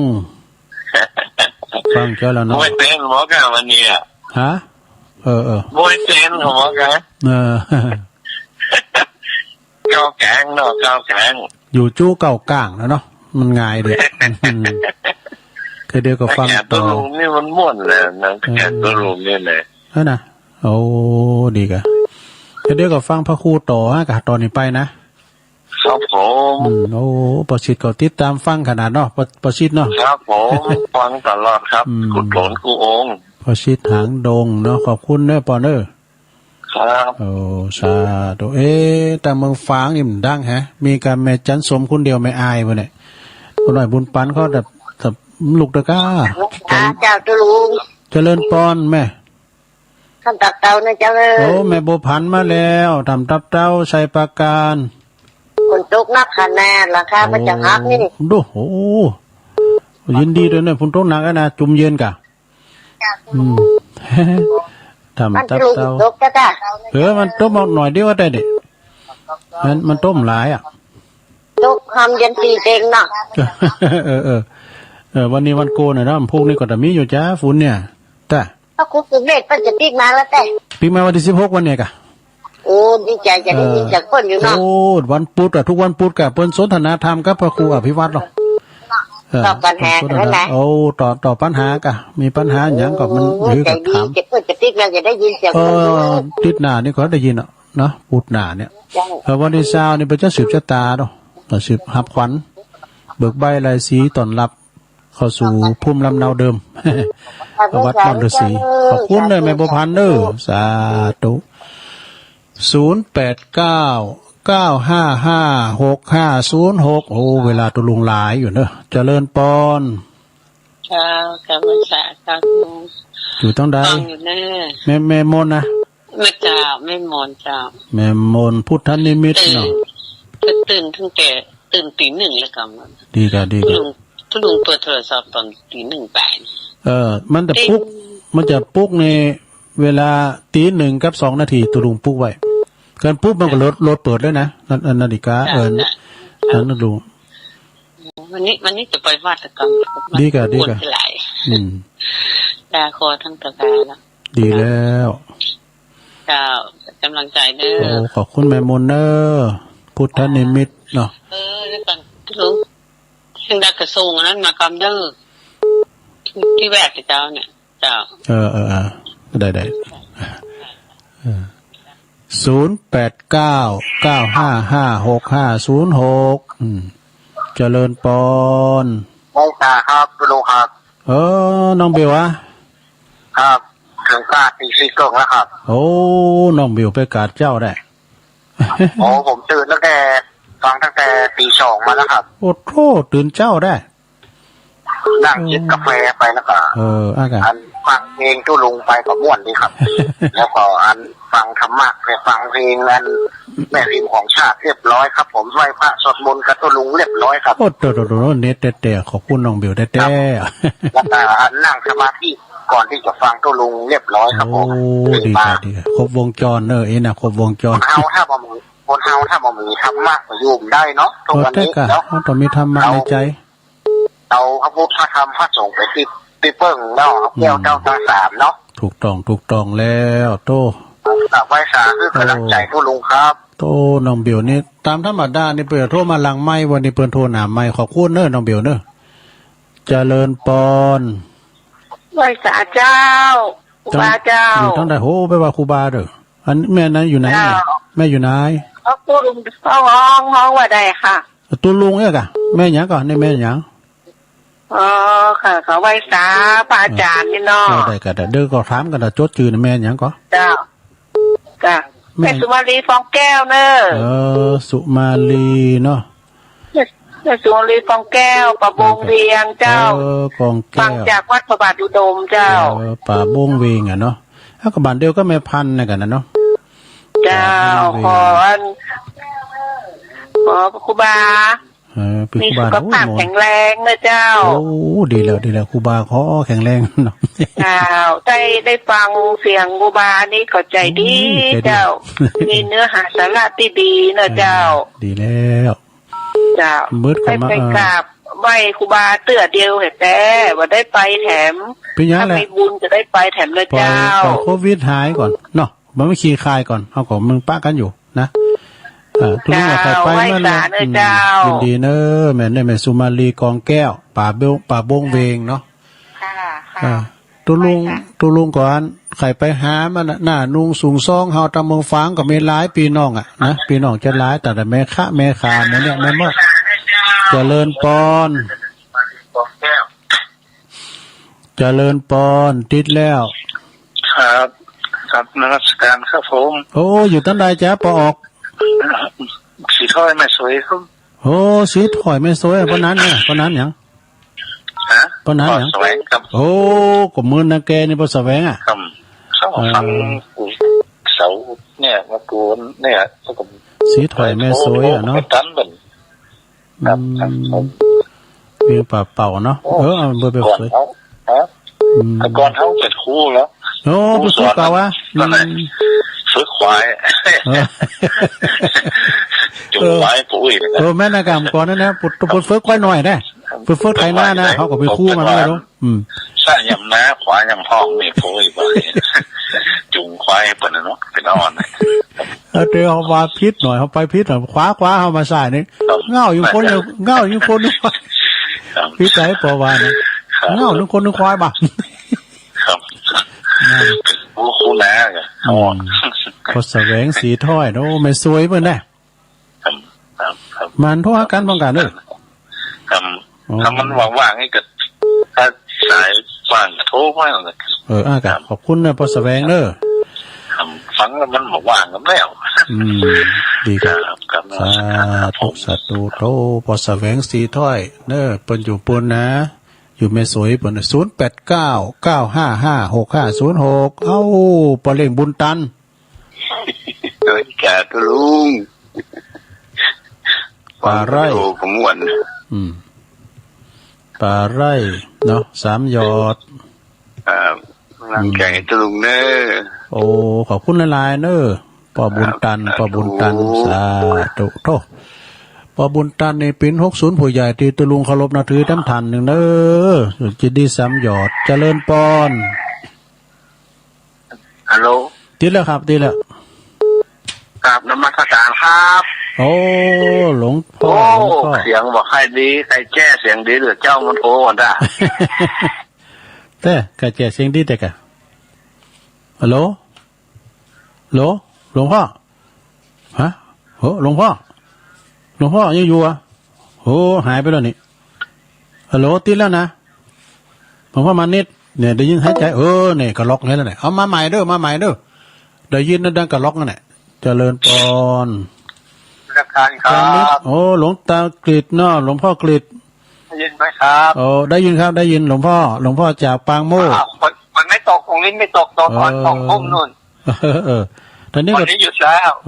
นี่ก็ตกหน่อยเดียวตกมองแผ่นดินลายเนี่ยจ้ะหลวงพ่อกฤษครับโอ้จ้ะขอบคุณเนอะปางโม่เนาะปางโม่ครับปางโม่อุทยานดีกะดีนะไว้สานมัสการครับตุลุงกับอุทัยกับฮิกาพิษนี่หลวงพ่อมาแล้วไว้สาครับป้าแสนนะขอโลกครับวันนี้มาเป็นมวยแตนแต่เจ้าเลยเนาะหลวงพ่อมานี่พอแล้วบ่ได้ยินแล้วนะว่าไปเลยได้ละขึ้นพอดีแล้วนาน2 เดือนแล้วเนี่ยหลวงพ่อมานิดเอาเข้ามาใหม่เวลามีหลายอยู่0899556506ตัดตุลุงนั้นประดับพิจุดบอดนะเจริญปอนติดแล้วป่าจะทำตุลุงอันนี้ไม่พลอยอันนี้อยู่ลำพูนเจ้าอยู่ลำพูนอยู่บ้านได้ไหมอยู่บ้านได้อยู่บ้านสันหินปิงเจ้าสันหินปิงบ้านปีนานนะครับเพิ่นโทรมาลังไม้กูเจอแล้วฝุ่นตกหลายบ้านนะ โอ้แต่คืนนี้ฝนตกมากเหมือนกันเจ้าท่านเจ้าลุง อันนี้แม่หยังก่อแม่หยัง อันนี้จันมอนเจ้าอายุได้56เจ้า โอ้หนุ่มมาก เจ้า เลย เจ้า แม่หยังแม่มอน แม่จันมอนเจ้า โอ้แม่จันมอนนี่เนาะ แม่จันมอนมหายศเจ้า โอ้มหายศโอ้มหายศนี่เค อย ยู่ลำพูน อ๋อ อยู่ลำพูนว่าสันปิงเจ้า สันนิมปิงอ่ะเนาะเจ้าเขาเจ้าจะอวยพรให้ท่านตุลุงอายุ ว่าไปหลอมไม่ใช่แหละ เจ้า อายุมันยืนยาว ข เล อย อายุสุขภาพแข็งแรงนะเจ้า โอ้ขอบคุณหลายๆโทรมาใหม่ก็ได้เนาะโทรมาครั้งแรกอะ ฮะ โทรมาครั้งแรกเนาะ ก็เจ้าโทรเขาข้างแรกจะไปฟังสุด ดี ไป กัน ฟังขันนะตุลุงทุกวันเลยเจ้า แล้วปีเลยเจ้า โอ้แม่จันมอนมหายศดิเนาะสันนิมปิง เจ้าจันมอนมหายศเจ้า แม่จันมอนอ่ะดีละผมพูดขอโทษมากันเด้อ เจ้า โทรมาติ๊กๆ ขอพรคือตุลุงอายุอันนี้นะเจ้า อายุวันน่าสุขภาระ อายุ100 ปีนะเจ้า โอ้สาธุขอบคุณแม่จันมอนเนอะสาธุโทษอันนี้โจกดีเนอะวันนี้เป็นมาสายใหม่ดึงสายเนอะเนาะเจริญปอน เจ้าตุลุง แม่เพนนะ เจ้า เอาเขาเตี้ยเลยเอาเลย แสงไฟสว่างตาแสงธรรมะสว่างใจสว่างตาและแสงไฟสว่างใจและแสงธรรมเจ้าฟังใจเย็นนะตุลุงเนอะดีกันขอบ ได้ คุ เหรีย ณ ญถ้าเกิดในรักประจองเพื่อนเลยเนาะ กะเขาก็อันไก่นี่ละก็สั่งจ้องนี่ละกันเนาะ จ้า พุ่นวันที่19พุ่น19มีนาว่าเปิ้นจะแจก18ในพุทธาภิเษก18 19เนาะสาธุขอบคุณแม่เพนเนอร์เจ้าภาพทำ เจ้าภาพทำวันนี้เนาะแม่เพนนี่เป็นสู่ชีวิตเนอะเจริญปอน ตักตุลุงเจ้า โอ้โยมพรได้โยมพร เจ้าตุลุงฝนตกวันนี้ก็ดีแล้วนะเจ้าไม่เป็นไรฝุ่นของเจ้าแต่กะแต่ตกหนักกับเจ้าตีวันได้หน่อยเจ้า ตอนนี้ต้มหลายเหรอนั้นตกหน่อยเดียวอ่ะนั้นตุลุงก็ได้ยินซีๆนะพอไปหมาเขามานอนหุมไปหมดอ่ะ ตามภาษาอันลูกน้องกันดักนวัดสิโกแต่เนาะจ้านั่นกะแต่อากาศก็ร้อนอยู่นะจ้าห้อนกันก็เราได้เปิดพัดลมอ่ะขึ้นแล้วในห้อนอยู่นะมันหนาวแต่ใดนะเจ้าลืมไปเอารั้วไว้ตากแดดมันฝุ่นตกเป๊ะมากอะรั้วบึ้ดถ้าซุ่มไฟมันติด อันตกก่อนด้านเข้าไว้นี่ก็ดีนะเจ้าอากาศจะได้แจ่มใสนะเจ้าแต่กะจ้าเป็นกำลังใจตุลุงนะขอบคุณโยมพรเนอป่าเสาเนอจ้าตูวันนั้นก็ปะกันปูนที่วัดฝายหินเนาะเปิดก็ไปกินแปดตาลเอาทำสายนะให้แต่เป็นปิดท้ายทำต้อมเต้นผู้ก็โทรมาทำเนอถ้าใครโทรมันติดนะตอนบ่าย3คุณฟังเพราะไรมันเหมือนเจ้าเมื่อเจ้าเนี่ยคุณจะหนักเนาะเอาให้ตัวอีกก่อนเนาะจะหมดเวลาตัวลงแล้วเอาดีก่อนเนาะขอบคุณเนอตัวลงจะโทนสายก่อนสายแรกก่อนแม่น้อยเนาะโยมแม่น้อยกาดนัดเนอเปิ้นก็มาเรื่องคำกรของครูบาเจ้านะครูบาอินทร์เนอว่าแล้วเนาะเปิ้นวันเกิดของเปิ้น69นะไหวสาครูบาขอครูบาสุขภาพสมบูรณ์แข็งแรงเนอไหวสาเนอในนามของลูกศิษย์ลูกหานะวัดสันป่าย่างโลงหลับปูนบุญเนาะ แม่ไข่แก้ววงข้ามบานโบกก็หาเนอแม่ครูลาวันกุยคำเมืองกีโลงเปิดมาอ่านก่อนลิขิตจากจิตจากใจได้แต่แม่ครูวันแล้วก็แม่ครูสีทอนแม่สีทอนหนองบัวใจประการแม่ตาแม่ตะนายเจโฮมแม่สมแม่จันสมมานีจักนี่หลังกัดแม่สาวเนอะแม่สมนี่อารมณ์ดีนะแม่สุกแก้วศรีลาพรนี่ก็มาอวยพรของแม่ครูปอครูทั้งหลายด้วยแม่สายทองทันยะแก้วจากตัวแทนพี่น้องหอยการบานหงเนอแม่อุ้ยอินแม่สาบเสมิงแม่จันสีบันกอกอันนี้ก็คติธรรมเก่าอย่างของเขาทานเนอแม่จันสีแม่แก้วเนอบันกอกแม่น้อยรอบ2กำว่าผาเลิศเนี่ยมันได้แต่รู้ผาเลิศเนี่ยแปลว่าอย่างแม่น้อยเฮ้ยผูกเอาไม้ใหม่เนอผาเลิศนี่นะวัดว่าเนี่ย แม่จันติบเกียรติการามนะฮะแล้วก็ยายพรร้องวัวแดงสันกำแพงเชียงใหม่เพราะนั้นประเสริฐหน้าแดงหน้าน้อยเมืองนานบนแม่สีปัญโยโอ้สีอันนี้แม่สีนี่อยู่ตุนผึ่งสลับปีปอชิดหางดงฟังตลอดนะแม่บัวผันทำตับเต้าชัยปราการเด้อเอาแม่มนพุทธนิมิตเนี่ยแม่มนในเปิ้นเป็นนักร้องเก่านะเป็นนักร้องเก่าแม่มนจื้อแต่เป็นว่ามนหรือดีพุทธนิมิตแล้วก็น้องเบี้ยวอยู่กาดปุ่นแล้วน้องเบี้ยวเนออ่องเพลงมนใส่แมทซองเจนนะแม่สุมาลีกองแก้วปลาเมงเอาบันปลาบันเวงเนาะปุ่นปลาบุ้งมาปลาปุ้งเวงปอแสวงสีถ้อยแม่สลวยเนอปอแสวงนี่ก็เคยโทรมาละพ่อบุญตันป่าไร่จะดีสำยอดเนาะหลวงพ่อกฤษปางโมกอุทยานไวสานะครับเนอหลวงพ่อมานิษฐาวโรหลวงพ่อนี่จะมีปัญหากับเกี่ยวจุดอัพจ้าหนะถ้าแต่เป็นจุดบอดเพิ่นโทรมาถึง2 เบอร์กันนะโทรศัพท์มันมี4 เครื่อง5 เครื่องกันน่ะพวกเรามันสักวันจะไปขอปู่จ้าสักงั้นก่อนแม่จันมอนเด้อมหายศเนี่ยสันหิมปิงเปิ้นมาฟังตลอดโทรมาเป็นข้างแหลกผู้โทรมาเด้อแม่จันมอนบ่าย3พูนะแม่เพนขาวเตี้ยสุดท้ายโยมพรเนี่ยป่าจะมาจากป่าเศร้าอุโมงค์นะตัวแทนพี่น้องหลับปูนเด้อตุลุงก็บริหารเวลามาก็ขอบคุณอาจารย์พระครูอภิวัฒนวิกรมเนาะที่เปิ้นมอบหมายถวายเวลาความจริงวันนี้ก็จะเป็นของพระครูวรธรรมนาถแต่เปิ้นขอเวลากันได้แต่ติดหน้าเพิ่นก็มาตามปกตินะเด้อพระครูวรธรรมนาถวัดน้องเหงนะ